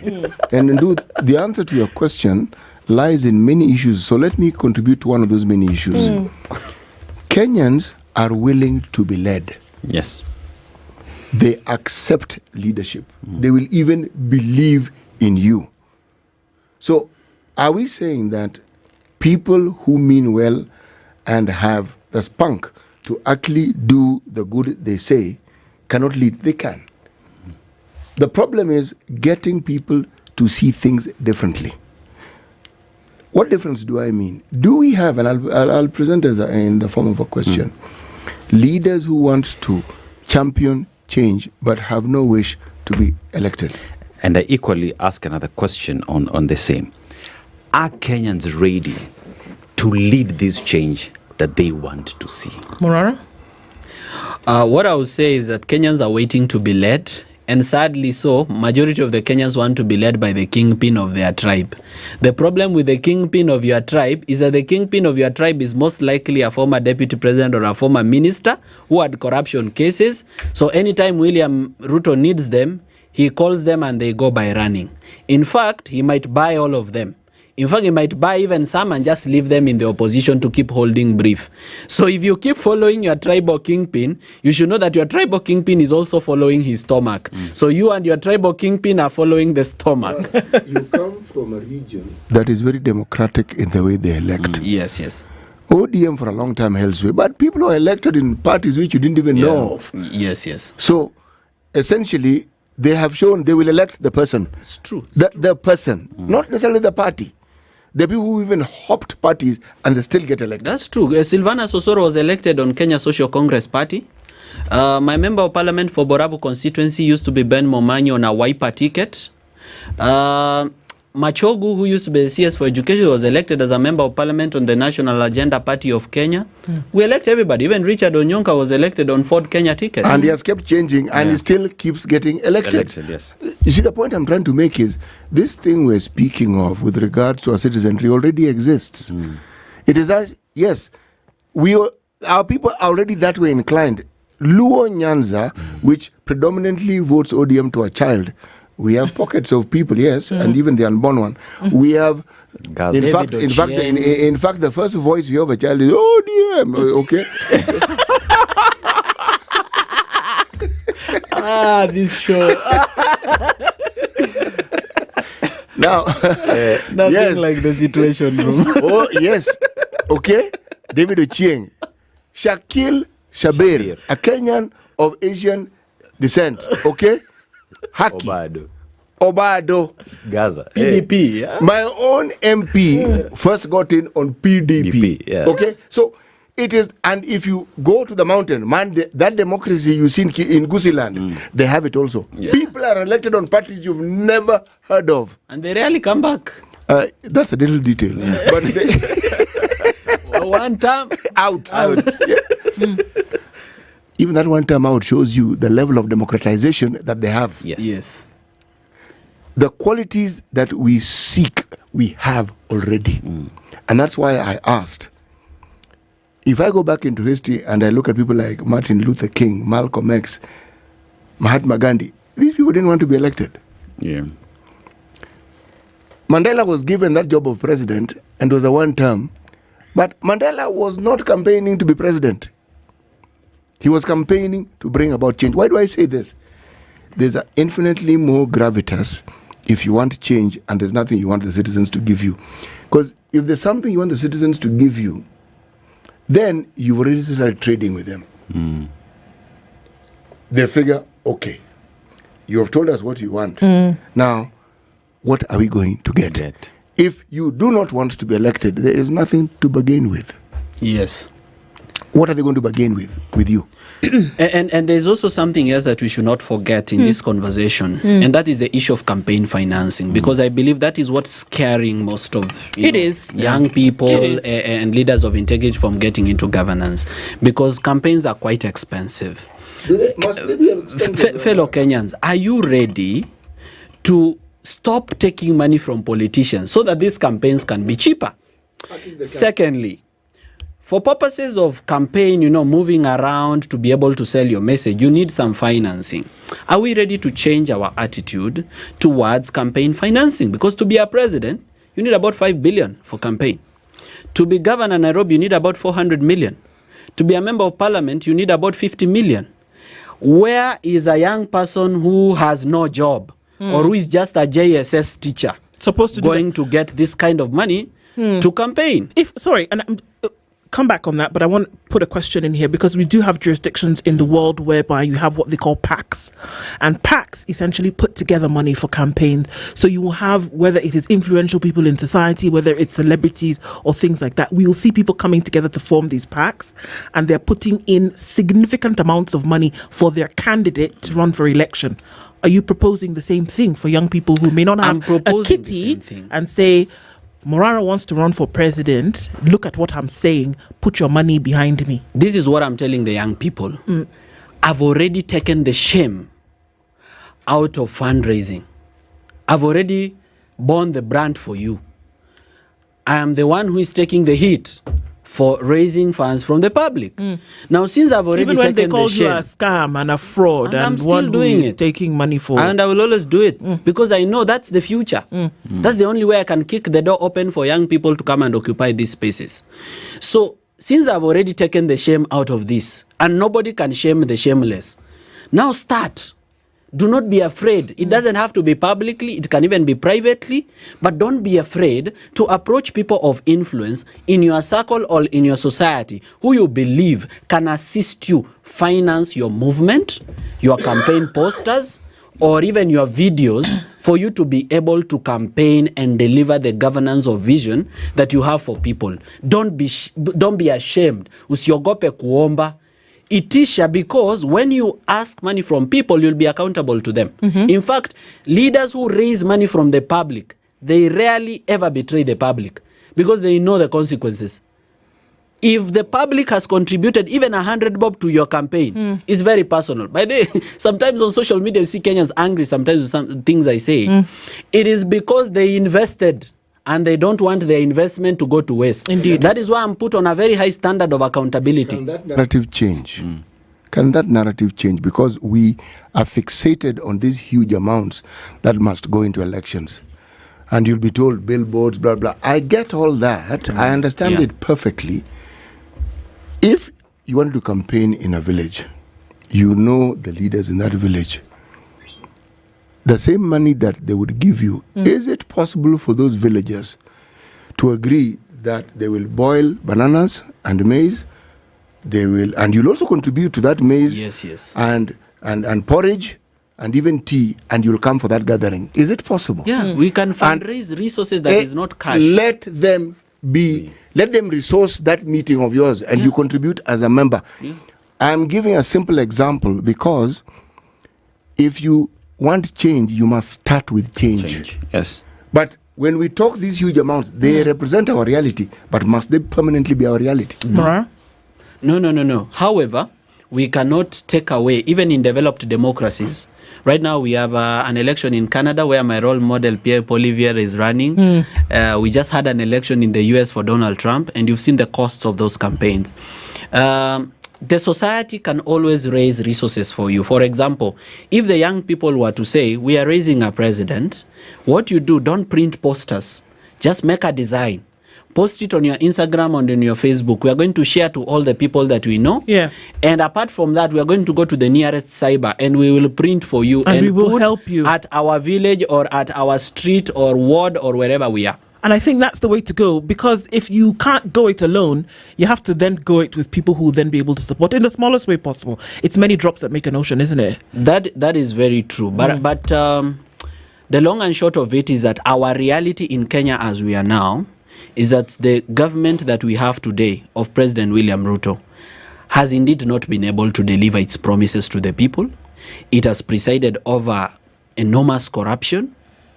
And this government needs to be checked. People need to be accountable for the money that has been stolen, for the deaths that happened even on the Gen Z protest of last year. But for this accountability to happen, leadership has to change, but it has to be leadership that will be willing to pursue the accountability. Ombaso, the leader of Inject Party, has been here with us this morning. Insights that we can take from and learn from. And let's see how long we can take this forward. Thank you for being here. We look forward to the next. Thank you. Good morning. 1 minute past 9.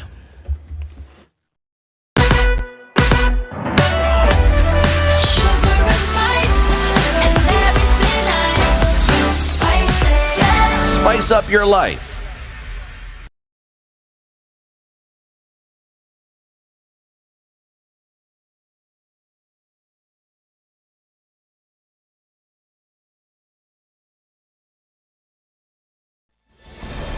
Good morning, this is the News Wire. I'm Lea Ubaga. National Assembly Speaker Moses Wetangula has described Kasipul MP Charles Were, who was shot dead last evening in Nairobi, as a fearless and committed public servant. In a social media post, Wetangula condemned the shooting as cowardly and praised the late MP as a fearless advocate for his constituents and a man deeply committed to the democratic ideals and service to the people he represented.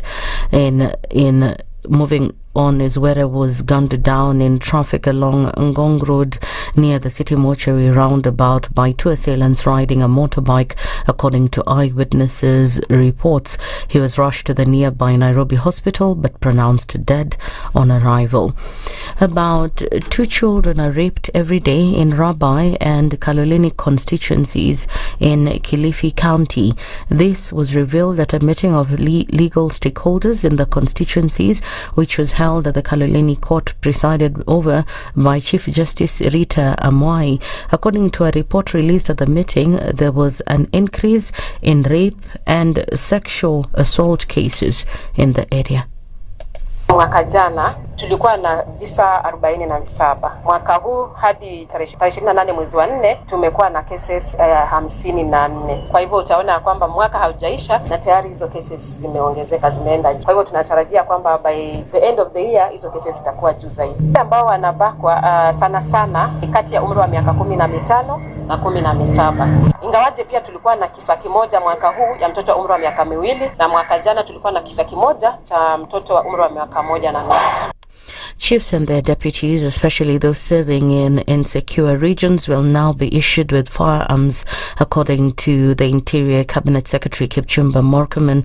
Speaking in Isiolo, Murkomen said for some time now the government has been considering a plan to issue firearms to these leaders, especially for self-defense.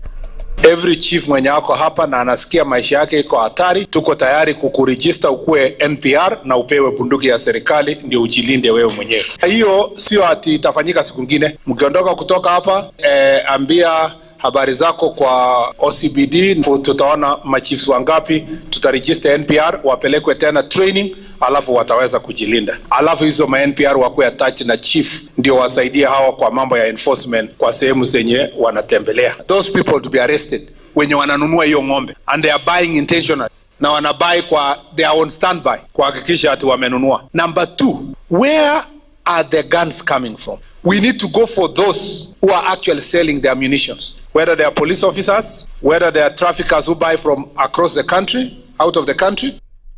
And Murkomen was in Isiolo for a meeting with security committees from the county itself, Meru, Laikipia, Samburu and Marsabit. The meeting was aimed at reviewing the progress of security operations targeting banditry, cattle rustling and drug trafficking. On April 11th this year, Murkomen said he saw no reason to deny chiefs the right to own firearms, especially when it was proven beyond a reasonable doubt that their lives were in danger in their areas of jurisdiction.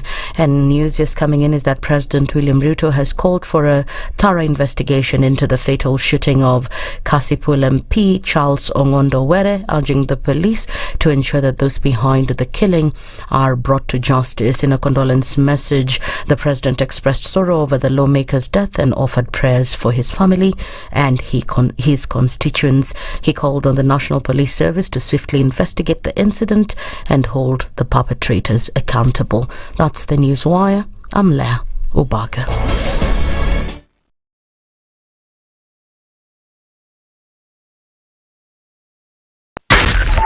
.4 Spice FM, Nairobi. Good morning, and I love your show. Thank you. Having come from a Kikuyu radio background, I migrated to Spice because of the content. I was born in a slum, but somehow I got a break in life. So sometimes when you see the sweating coming out because of the passion and whatever it is, behind the noise, there are people, and we share the same umbilical cord. It shouldn't be like that. I am so disappointed. We used to tell Honorable Raila Amolo Odinga that he's doing policy of conmanship, and even President Uhuru Kenyatta, serikali hii ndio iko na conmanship ya hali ya juu. You cannot promise people that you reduce tax, then you double. In politics, there is the issue of trust. For you to turn around and then stab the same people who gave you that trust, there is no other level of dishonesty. Imabo, utaona dunia tu. The Situation Room, Kenya's biggest conversation. Traffic. All right, a quick look at what it looks like on the roads today, and it doesn't look like too much in terms of traffic. We're not going to see any kind of hold-ups, and we'll be able to watch out without too much of an issue, right? Okay, so as you're coming in from the Thika Superhighway, not much happening here. Not much happening as you come in then through to the Eastern Bypass out towards North Airport Road. That looks good as well. And we're also seeing that not much is happening as you come off of the Thika Superhighway as well as coming off of Ngong Road. So we're doing good. It is an okay day to be expected. We're seeing a little bit of a hold up here and there on Langata Road as you approach Huru Gardens, but not much. We'll keep an eye on all of this and we'll talk on SpiceFM. KE on X, hashtag the Situation Room. Mature, intelligent talk every morning. Spice up yourself.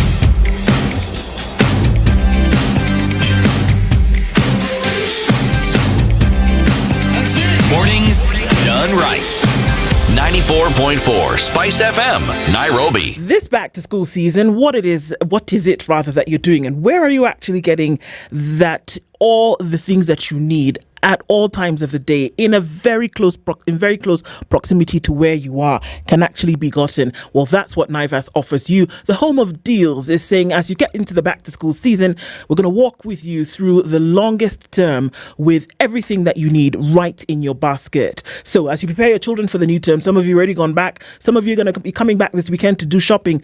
Make sure that every item counts at your NIVAS Kiloko, Kijaze, Kikapu, Kibonge with NIVAS for enjoyable discounts, low prices, and a full range of back-to-school essentials all in one place. Let's make the season a breeze, shall we? And let them turn you into the hero they see you as for walking with them every step of the way in their educational journey. Do this with NIVAS. Do it today and enjoy all these great benefits with NIVAS Kikapu Kibonge. Good morning. At 9 minutes after 9 o'clock, we're getting into the final hour of Kenya's biggest conversation on this Workers' Day. Happy Labor Day, May Day, all those things that you would call it.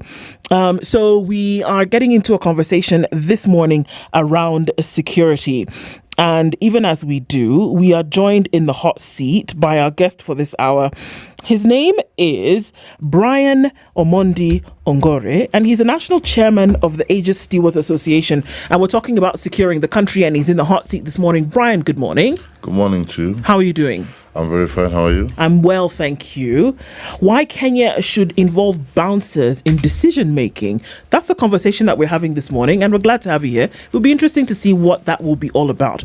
But before we get into it, CT has a proverb from a different African country every week. So today he's going to share that proverb for the day, and we'd like you to then help us by interpreting the same. Okay. Brian, vipi? Vipi, salama. Uko sawa lakini? Niko sawa. Very good. Nashukuru. Yeah. Our proverbs for this week ending tomorrow are from the People's Democratic Republic of Algeria. Right. When I think of others' misfortunes, I forget mine. When I think of others' misfortunes, I forget mine. Kabisa. That is more sadistic, is it? Well, you tell us. Why do you think it is sadistic? Well, basically, it's like when you go to hospital and you have a headache and you find an accident victim, and all of a sudden your symptoms are not as serious as the others. So you stop sympathizing with yourself and start empathizing with others. That's a very good example. Indeed. You will go there thinking that you've had an injury, you've broken an arm. Then you find someone with a dangling leg. Or no leg. Yes, and it's recently no leg. Yeah. You suddenly realize you don't have a problem. Yeah. Mm-hmm. Very true. Yes. Okay, so we're getting into a conversation about securing the country, and we're looking at security, and then we're also saying that there is an understanding or a belief that bouncers can actually contribute to this conversation. Let's start off with actually what bouncers do, because in my head, when I imagine a bouncer, I think of, personal security at an establishment, and then we're not really talking about national security. So tell us a little bit about that, first of all. Yeah, first, can we just start by, because the name has everything, and we are trying to rebrand and reinvent ourselves. So we are trying to do away with the name bouncers, and we have introduced a name called stewards. Okay. So basically, stewards are people who offer private security, and our spectrum involves offering private security in establishment like entertainment joints, offering security to close protection security to VIPs or persons of interest, offering security to anything that is not directly involved with our main security arms of our security councils, maybe the police and the NIS and the military. Anything apart from that, we do. So it's basically just private security, and then we are not guards. So it's the functions that involve private security different from guarding or manning property. So it's crowd control, it's VIP protection, it's protection in social establishments, and it's protection for persons of interest. On a private capacity or licensed, regulated, streamlined by government? We have an act of 2016 under PSRA, the Private Regulatory Authority. Private Security Regulatory Authority. Yes. Which was started in 2016. So it is supposed to be regulated, but currently we are about 30% because the government also has not done a pretty good job in matters regulating our industry. They have focused so much on guards, and we insist we are the same family as private security, but we have different roles. So the regulation has not gone to the extent it needs to be. So today, Aseto wants to be a steward. Yes. What do I need? Well, first you need to. And why is City? This is the conversation we're having. That you need to have basic entry-level training. Okay. And then in PSRA we have what we call a PSRA entry-level 1 training. Basically, which just teaches you the formalities and the introduction to security.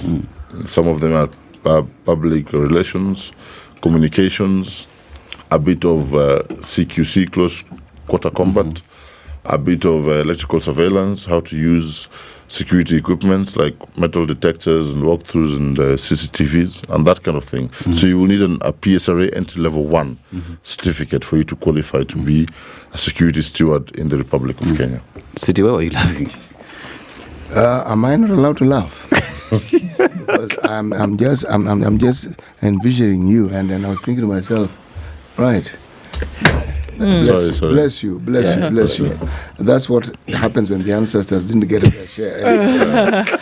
So what we're saying is that then there are certain firms that exist whereby stewards then can be really on for hire. But how then can you ensure that they are streamlined within the regulation that you speak about if it has not been enforced?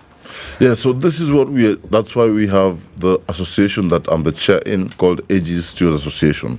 So Aegis Steward Association it's a conglomeration of companies that are in the industry that provide security for events and provide security for entertainment joints that came together and said, hey, we are guys in the industry, let us regulate ourselves, let us separate the wheat from the chaff. So, like I said, we have a problem with the legal framework. First, in the PSRA Act, we are not defined well. Okay.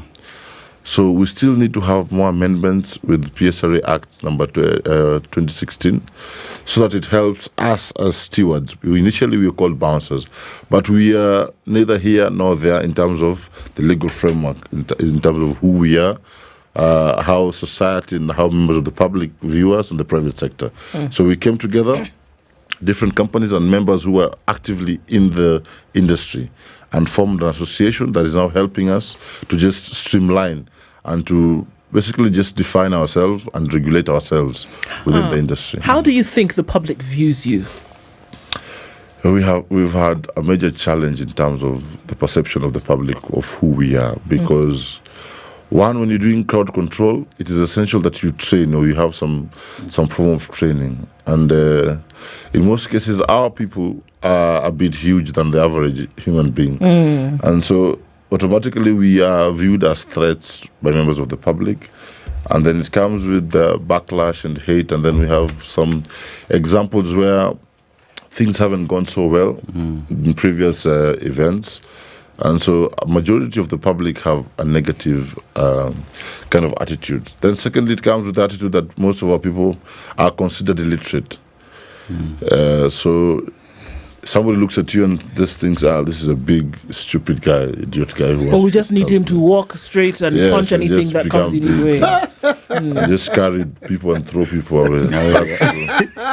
Where did people get that idea from? I'm just imagining it. Because Brian picking somebody up and tossing them.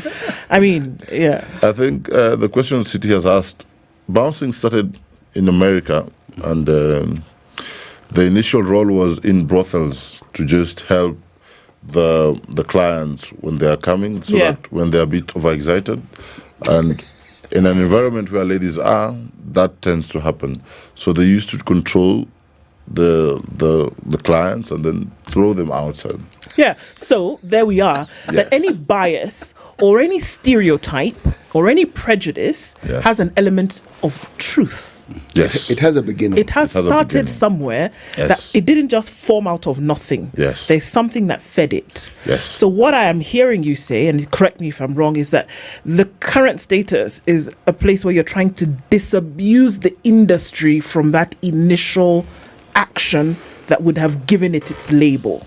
Yes. Okay. And because society is it reinventing itself, or civilization is becoming more and more? The human being, the roles of security just have mutated and are very different as to what the initial role of the bouncer was in the 17th century or the late 17th century in America, just to throw revelers outside once they got drunk. Now we are acting more like we are doing safety and security. Okay. When you come to an establishment, you might even have a medical issue. You might, for example, choke on food while you're having your dinner.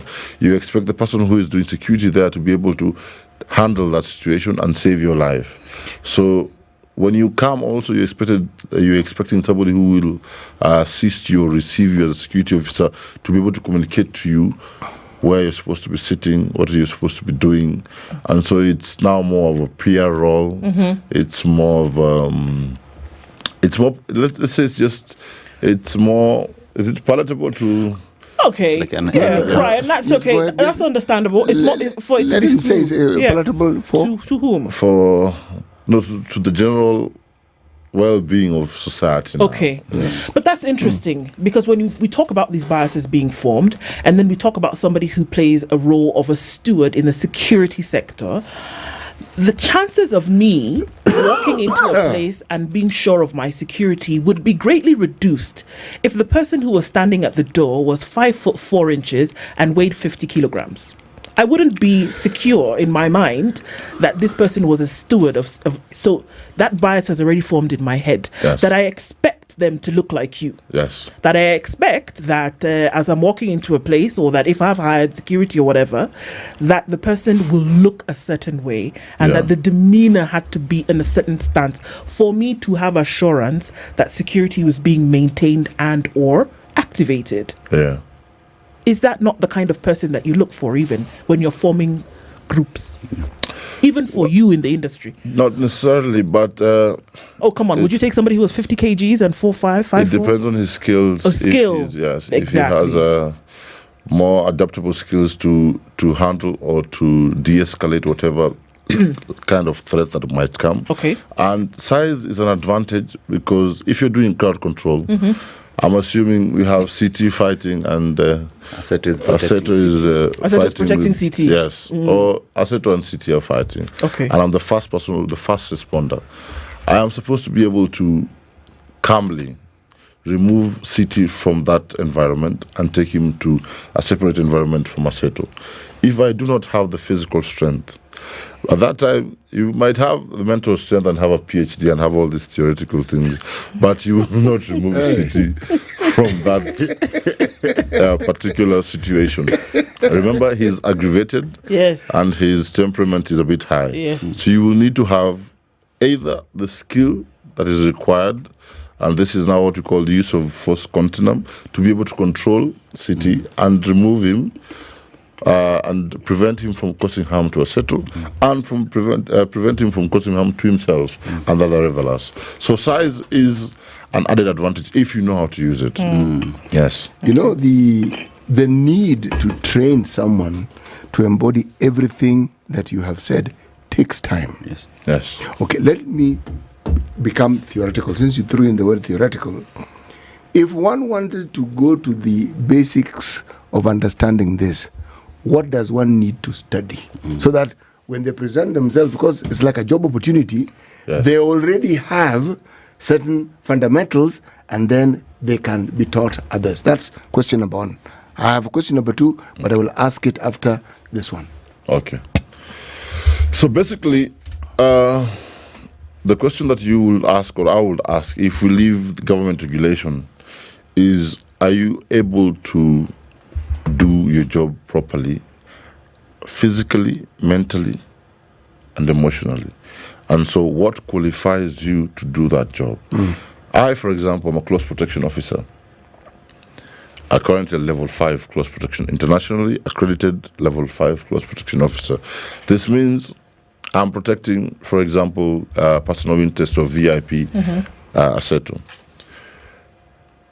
Depending on the risk assessment that he has, if he's a politician or he's a multi-billionaire or he's a corporate manager somewhere, and the environments that he goes to, if there is an imminent threat to his life, am I able to, one, de-escalate the threat, or two, flee from that threat and save his life? If I am a steward in a restaurant or a club, and we have issues of revelers coming, or there's a safety threat, or there's a terror attack, or there is even issues like stampede, where you have an event and a celebrity is coming or a performance is coming and the crowd is overexcited. Am I able to de-escalate and remove everybody and take them to safety? So we go back to what you need. One, communication skills. Secondly, you must be physically fit. 3, you have to have critical thinking. You have to be able to preempt situations before they happen. You must be able to be very calm, because when everybody else is temperamental and everybody else is in a panic, you are the person who, as a fast responder and as a solution to keep them safe, you need to be very stable in your line of thought and very calm. You see, okay. So when we combine all these things, that is why we go to PSRA entry level 1 qualifications. You will have basic units like communication, public relations, and then CQC, which is close quarter combat, just for you to be able to de-escalate. I'm assuming you have an imminent threat who is violent, and you have somebody who is my size. How do I control somebody of my size without causing harm to them, and at the same time preventing them from causing harm to the other people? So CQC, then electrical surveillance, obviously, because these days in the modern world we have digital, we have equipment that are modern equipment. We have metal detectors and walkie-talkies and communications and all these things. So it's a combination of some units that will be able to make you a fit security officer to work in whatever environment that you need to work in. So are we seeing a streamlining of the sector, and then I guess an open invitation of the sector to then be roped into activities whereby the country as a whole needs to realize or then go into more and more private security? Do we see that right now? We need that to happen, and we are requesting and offering or pleading with the government to assist us, first in helping us with the regulation. Secondly, with the legislation, there are some laws and the basic definition of who we are and what we do. And third, the need for us to co-assist each other with government security agencies, because it has not been the case. We are viewed as, is it less human beings? Wait. Why? By whom? Brian, how do you come to that conclusion? Why is it that you are of the view that people who are in your line of work are viewed as lesser human beings? Well, from experiences, even I will tell you for a fact, no politician in this country ever gets to power without our assistance. And then what happens when they get to power? We are forgotten, we are misused at work, we are neglected, and when somebody has used you and gets to whatever position, they no longer need your services. Then they are assigned a government or police officer, and your story as a close protection officer or a steward who was with him before when it was most critical, now you've disappeared. Our salaries and our wages are below minimum wage. We are paid, I don't want to curse, but we are paid very meager salary that you cannot survive on. And that is why the industry has issues, because you're dealing with human beings who are underpaid, overworked, and because of mental health and the society we are, they tend to break down and they tend to have issues. Let me present you with a perspective. It's a perspective. You have an association and you have members. Yes. How does this association protect their members against the very thing that you've mentioned? Because it is a reality. I concur because it's something I have witnessed and so I know. Yes. Okay? Yes. Because somebody who needs a job, I asked about the training because the politicians and their ilk, it is not just those who secure their safety in the electoral process. They do that with almost anybody unless they think you are critical to their position if and when they get elected. This use and dump is a very normal process with our politicians. It is not unique. It's just that the ability to negotiate something that is workable. Yes. The ability. Because they need that service. They need it. Yes. How do you then ensure that as a registered organization, your members do not get shortchanged? Yes, like I said before, now we are going to, and we're trying to go through MOUs. We're trying to have MOUs with the Ministry of Labour. We're trying to have MOUs with our mother ministry, which is the Ministry of Interior. We're trying to have MOUs with trade unions that are in charge of security workers or laborers in this industry. And we've had challenges. Yes. Again, when you go to the table, you're viewed as not a peer or not a partner, but somebody who is below. So we are here to plead with all our stakeholders in the industry, our clients, the government, and people that we share. For example, people like Perak, the pubs, entertainment, restaurants and stuff, and such kind of associations, that we are viewed as equal partners in this industry, in the entertainment industry, in the security industry, and part of national building processes as laborers of the country. Brian, I observe these security entities that, as we know them, that post guards and so forth, I've seen the evolution that we have and their specialities. Yes. There are those who have armored cars, it's speciality. Yes. They also have guards whom they train and they say are for VIPs. Yes. Okay? Yes. They also say that they offer a diversity of protection when it comes to ladies or women, meaning they have diversified. Yes.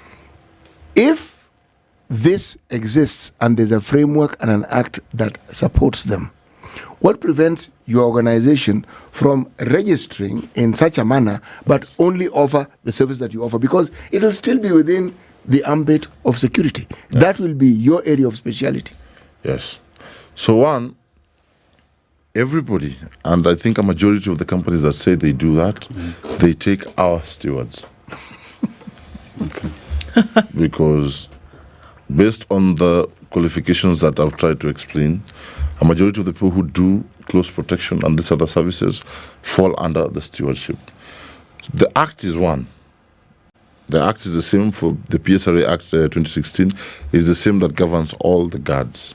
But we are coming out and saying we have different roles and we are not guards. So within the Act, we're not saying to form a different Act.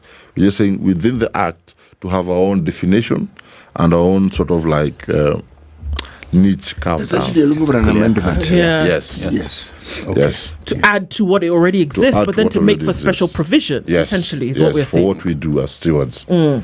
And then the stewards, like I explained, we have a wider range. So from the club steward to the person who does close protection to a VIP, we are all stewards. Mm. Yes. Okay, so we're having a conversation this morning then about, private security and close protection officers, stewards. Yes. The names have changed and evolved over time, and so have the roles, increased and broadened into certain things. And so we're saying, is it time that it clearly is time, but shouldn't we then be part of regulation? Shouldn't it then be part of regulation and then understood and then, put together?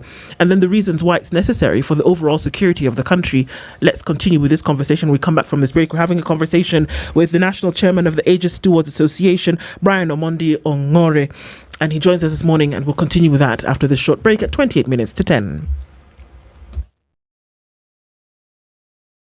This is the Situation Room, the only way to start your day. Save money on your rising electricity bill with StarTime Solar Home Solution. We offer a complete home and commercial energy saving system that includes solar panels with 15-year warranty, lithium battery with 10 years warranty, and an inverter with 5 years warranty. StarTime Solar Home Solution is efficient, reliable, and safe to power essential appliances, complete home lighting, refrigerators, air conditioners, washing machines, microwaves, iron box, instant shower, and entertainment devices, television, computers, Wi-Fi, and so much more. Say yes to reduced electricity bills and call us today on 0719 077 777 and get started on your green energy journey today. StarTime Solar. Power your life.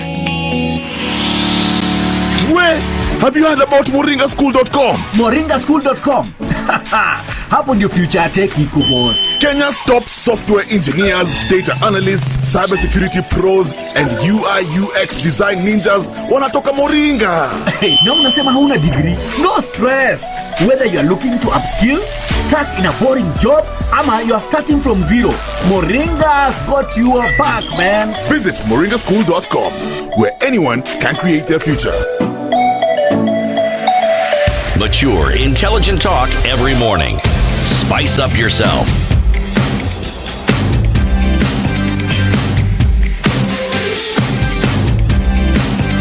Mornings done right. 94.4 Spice FM, Nairobi. At 26 minutes to 10 o'clock, we're having a conversation this morning about, securing the country and why Kenya should involve close protection officers, stewards in decision making. So when we talk about decision making, security issues at a national level, how would that, or what would that conversation look like? Where perceptions, like you've talked about historically, have come into play into the minds of people today.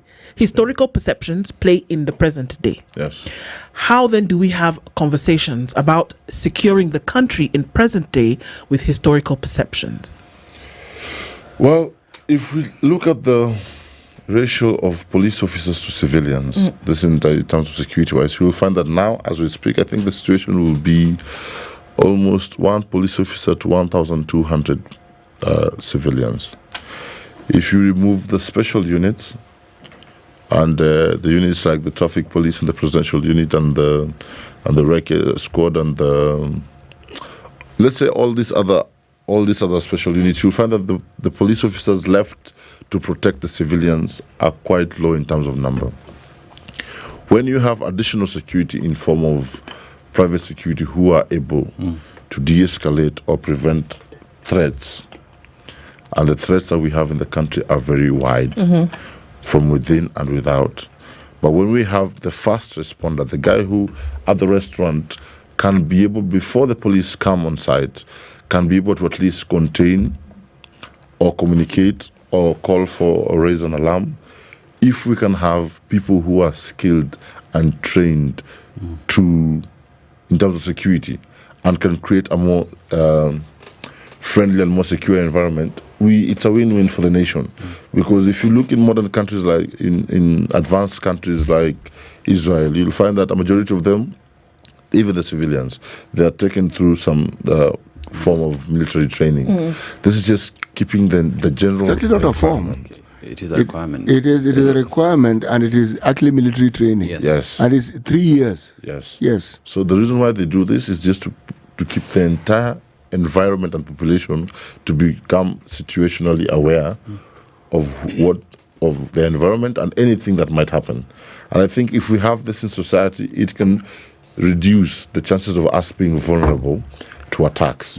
So we come as stewards and we're telling the government, help us in training, help us in legislation and having an act that maybe makes us more useful to society, so that we can have a backup plan. Yeah.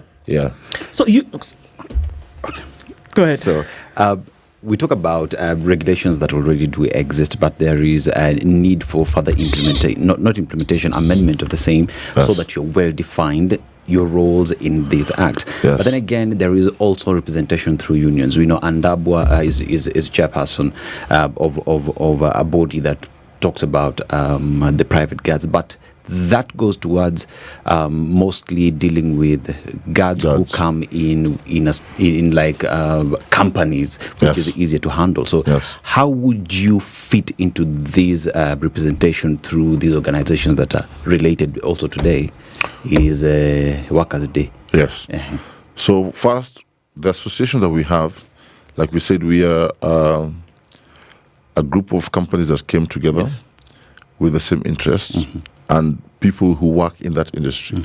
So from here now we'll go to the trade unions that are under the security sector, or if necessary, we will form our own trade union within the mother organization, which is Okoh, so that we have our interests within everything that is going on.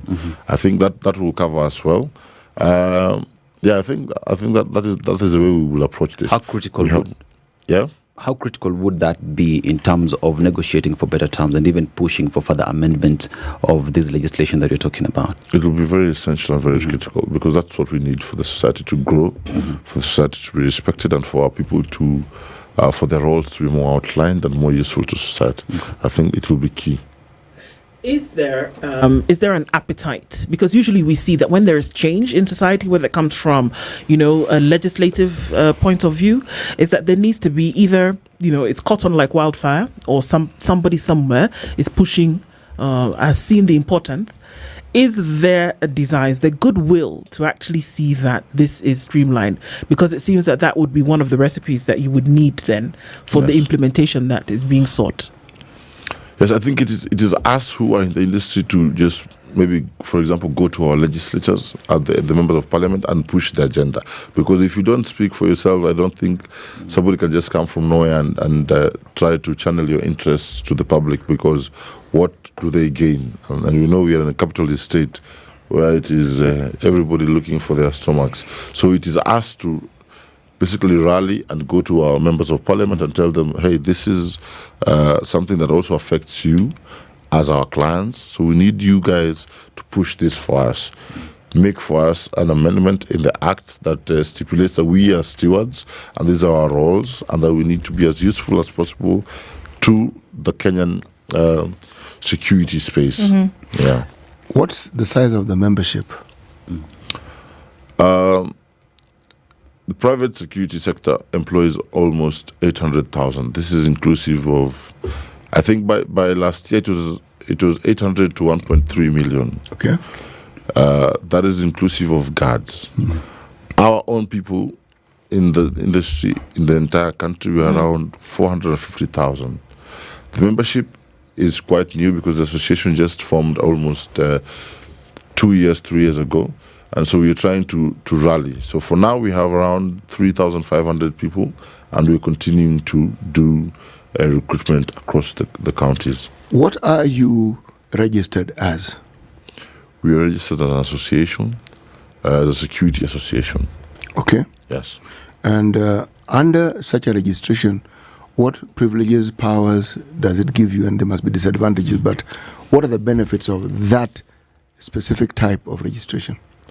Well, for now, we just, as a society, we just have the benefits of us coming together, for us to gather, benefits for us to raise resources and have an office where we can then negotiate to our clients and people who are in the industry.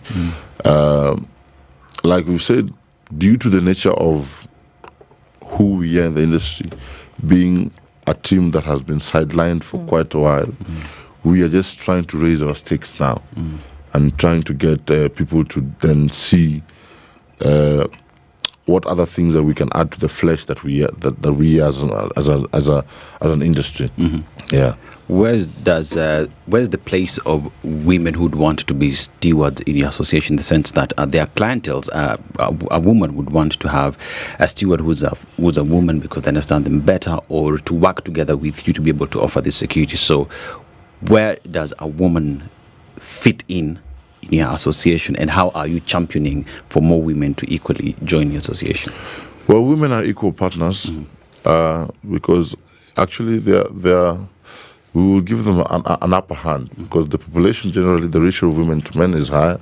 This will mean that the ratio of, as much as affirmative action is still something that we're working on in Africa, the ratio of clients who are ladies or women that need close protection security or that need stewards is a bit high.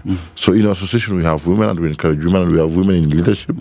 For example, we have an election this next Tuesday in our association. So we have women amongst us, and we are partnering with other organizations to just empower women and to have them in the industry. The challenge is because it is a male-driven industry due to the strenuous involvement that the security personnel have. So we're just trying to make sure that the women in the industry and more women come on board and they are qualified and they come as partners and not people who are just involved because of the fact that we need gender equality, but actually people who are reliable and can be given clients to protect and will deliver. Yes. So the membership, how many people do you have who were formerly employed in the security sector? Police, Army, GSU, what are the other fellows called? APs. etc., etc. That number is quite low because you will find a majority of those who are employed come in as retirees, and so they're not in the active stages. They can be part of risk assessors and that kind of thing. And There's trainers. a role they can play, and trainers, yes. But in terms of actively being in the industry, we have, the number is quite low. But we're encouraging everybody, if you become a civilian, what we don't do is to hire or take people who are actively in government to be part of us, because we require them to be civilians, for them to be able to, for also conflict of interest, to avoid conflict of interest, we need them to be civilians for them to be part of us fully. Okay. And so what kind of activities are they engaged in?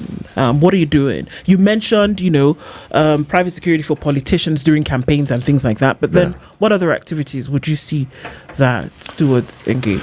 Well, stewards, like I said, we have from risk assessments to, if anybody wants to open a new establishment, you need to call a steward who is qualified to just tell you, this space, this is what you can do with this space, this is where you put your fire extinguishers, this is where your exits and your entries are, this is where your fire points are, for safety also, for advising general public, for close protection, like we said, for doing things like transit and cargo, because we have the normal courier services for other companies, and then we have valuable items. For example, somebody might have, if you have the paperwork, you might have diamonds or gold, and then you require somebody to transport them from point A to point B. If they are legit valuable materials that you have with proper documentation, our stewards will assist you in that kind of operations. We have basically just, including mental health, just to have somebody, if you have had, for example, a previous traumatic experience and you're not comfortable in maybe public spaces, you're not comfortable in going to even closed spaces or meetings or anything like that, you call a steward to assist you and just walk with you and just to be there to give you the kind of assurance that you need, that you're okay and you have somebody who is watching at your six or is watching at your back. Yeah. You know, when you look at a country like ours and you look at, say, the proliferation of guards as we know them. Yes. I can remember a time when one hardly saw guards anywhere. Yes. It's one of the advantages of age. And I also remember a time when one did not see these high walls that one sees. Yes. And you saw a fence, but it was usually maybe something called kai apple or some shrubbery which formed there. Yeah. And in many instances, you could actually see the compound even as you're walking by. That we now have high walls, and somehow we have a preference for some really serious barbed wire and glass, a preference at the top of it. It tells one of the level of insecurity that people feel. Yes. So it means your industry is a growth industry. Yes. Because people feel that it is necessary. Now, if I look at the political arena, one of the things that is like a norm in our politics is violence. Yes. Somebody goes to a rally, somebody disrupts a rally. It's something that, as I said, people have adopted and it seems to be the norm. And in many of these instances, even if you try to do what you said, to try and amicably provide solution, yes, if you happen to be on the side of somebody who these fellows don't like, the violence will be towards you. Yes. Now, do you offer insurance to your members, or do you get them to understand? Because it is better if it's a group insurance. Let me start again. Are there insurances for people who take on high-risk jobs like yours? Well, like you said, with the increase in population, we have the increase in crime. And because population comes with a higher percentage in the in the citizens who are unemployed, and then we have different behaviors coming up, because human behavioral science also dictates that among 3 or 2 people who are good, you will find one who is not so good. Not so good. Yeah. So that then increases crime, and with the increase in crime, we have the need for security. And security, like we do in the security stewardship, we offer security. We have what we call depth. Security is offered in layers. So, if you're doing a risk assessment, to answer the question that you're doing, that you asked, if I'm doing a risk assessment, for example, for you, first, to you as a client, once I identify the threats, I will be able to provide, it's called depth in layers, I will be able to provide different mitigation strategies from the closest to you, which means a meter to your personal space, all the way to maybe a kilometer from where you stay or your office like this. We will need to have CCTVs, and we need to have guards, we need to have a safe room in your house or your compound, and the barbed wires, and then the panic buttons and such things. When it comes to now people who are there to protect you from getting that harm to you, how we take care of ourselves, the association is partnering with insurance companies, and we are telling our people, hey, this is a career where, one, it's a short-lived career. Unless you are highly disciplined, then you'll be able to have a long lifespan in the industry because of the physical toll and the psychological toll. You need to take care of yourself pre, during, and post your career. So we are trying to look for insurance companies that are able to understand that we work in high-risk environments. You can do 100% of everything correct. You do a proper risk assessment. You say, hey, I'm taking politician CT. At this area, I've already I've planned my convoy. I've planned my exit routes. I know which hospitals, in case he has maybe a diabetic attack or anything, I know who to escalate to. I have a doctor on standby. Everything is in order. And the place where I'm going to, there are police officers. Then as you leave the venue, something happens, or you're ambushed. And so you, as a security personnel, you are at a high risk. And sometimes there are things which are unforeseeable. So we are looking for partners in insurance companies and organizations that are able to accept that high risk and create premiums or package, or is it premiums? Yes. Yes. Packages, yes. And packages that are able to fit to us so that we benefit maximally. You know why I asked the question? If I look at, say, some of the protection that are given to people who own cars or people who travel in cars or people who have passenger vehicles, the insurances that cater for all this. Personally, there's something called personal accidents. Just for an example, okay? Yes. And it has very many features to it. Yes. Once upon a time, by the time you got to 60, getting health insurance was very difficult. Yes. Now, so long as you have the insurance before you get to a certain age, up to your 80s, 90s, you will be insured. Yes. Meaning, our industry has understood risk and has understood how to mitigate. Yes. Risk. Yes. Often these things depend on sort of numbers. Yes. Now, whether our insurance sector is alert to making sure that this bulge that we have participate in this process because of a lesser risk is a different story. But when you say you are talking to them, how far are you in your talks? Because as you're talking, your work goes on. Yes. And the risks don't go away. Yes. And now that we're heading towards an election, and there's talk that the election could actually be in 2026 and not 2027. Yes. Yes. The temperatures will rise. And as it rises, the need to engage people in your line of work also increases. Okay, my question, how prepared are you? I'm talking about the insurance factor. Yes. I'm talking about understanding the times we live in and the demand that will come for the services that you people offer.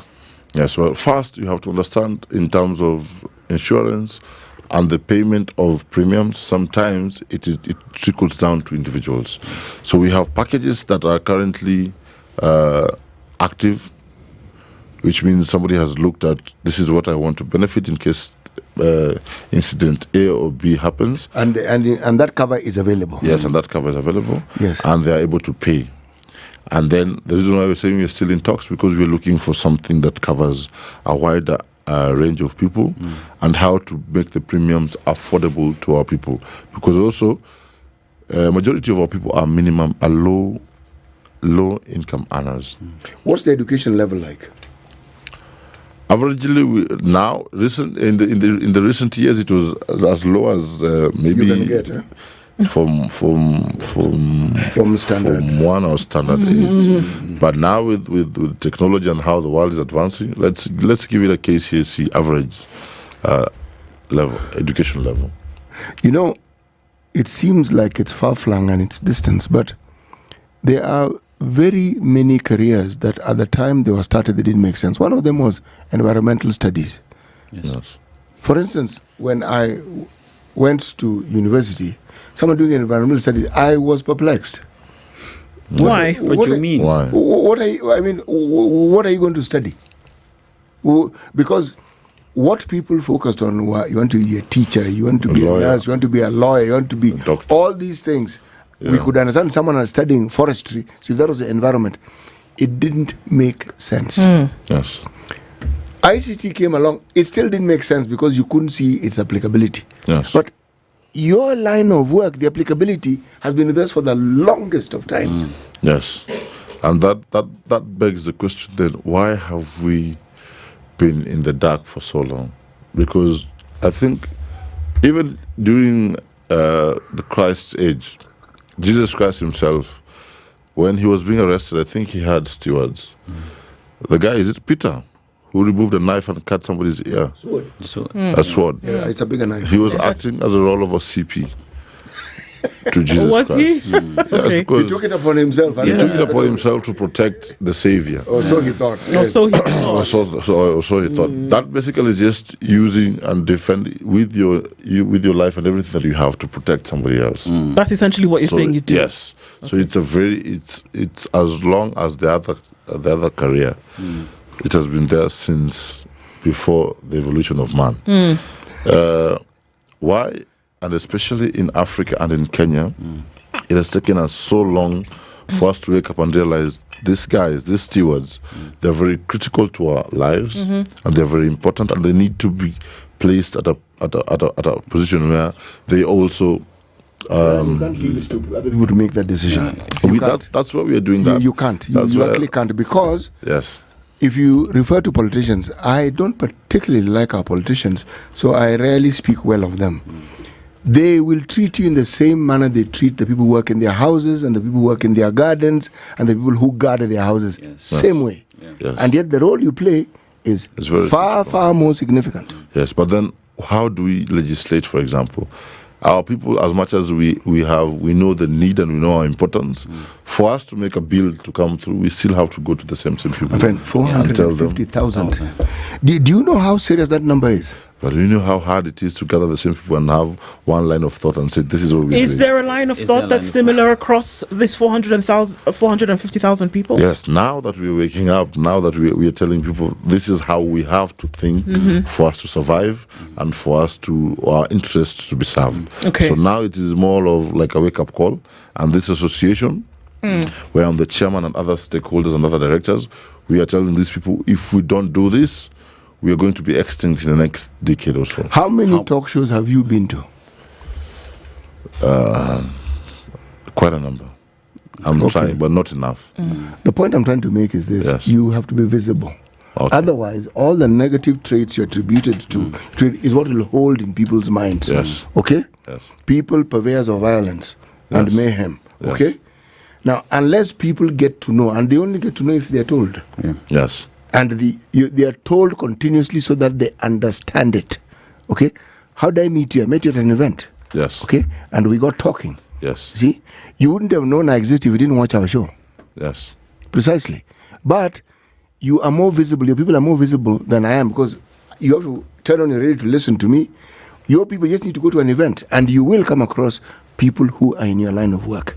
Which begs the question then, City, how do we get to you to seek your services? Because that also seems to be a more fuzz and blind. Yes, well, apart from the social media pages that we have, Aegis Steward Association, we have numbers and lines that we can be gotten through. I don't know if we can continue with sharing the numbers. Or yes, you can. Go ahead. Yes. We have. So 07, this is plus 254 0700 655 920. Or for now, if you, please. Plus 254 or the 700 655 920, or you can start with 0700 655 920. Then we have 0784 000 155. These are my direct numbers and numbers at the office that you can be able to communicate to me, and then we can address the issue that we have. Absolutely. We are also in progress of creating a viable. We had a website and social media pages or accounts, and then we are trying to do a more reliable kind of social network so that we can be able to be got it. But if you go to Aegis Steward Association, you'll be able to get us. I mean, that's the way to get these things out into the open, isn't it? To continue talking about them. Thank you for being here with us this morning, just to be able to, lift the lid on some of these things that we would have made assumptions and, continued with the stereotype, and we said, men in black, and that's where we see them at events. Yeah. But then to have a deeper conversation about what really happens behind the scenes and what we're trying to get streamlined and regulated. So we thank you for doing that with us this morning. Brian Omandi Ongore is the national chairman of the Aegis Stewards Association, and we've been talking about why security has to be part of the conversation that we have policy-wise. Thank you so much. Thank you. It's the 1st of May. Thank you for starting off the month with Kenya's biggest conversation, The Situation Room. God willing, we meet again tomorrow. Have a wonderful Labor Day. It's 10 a.m.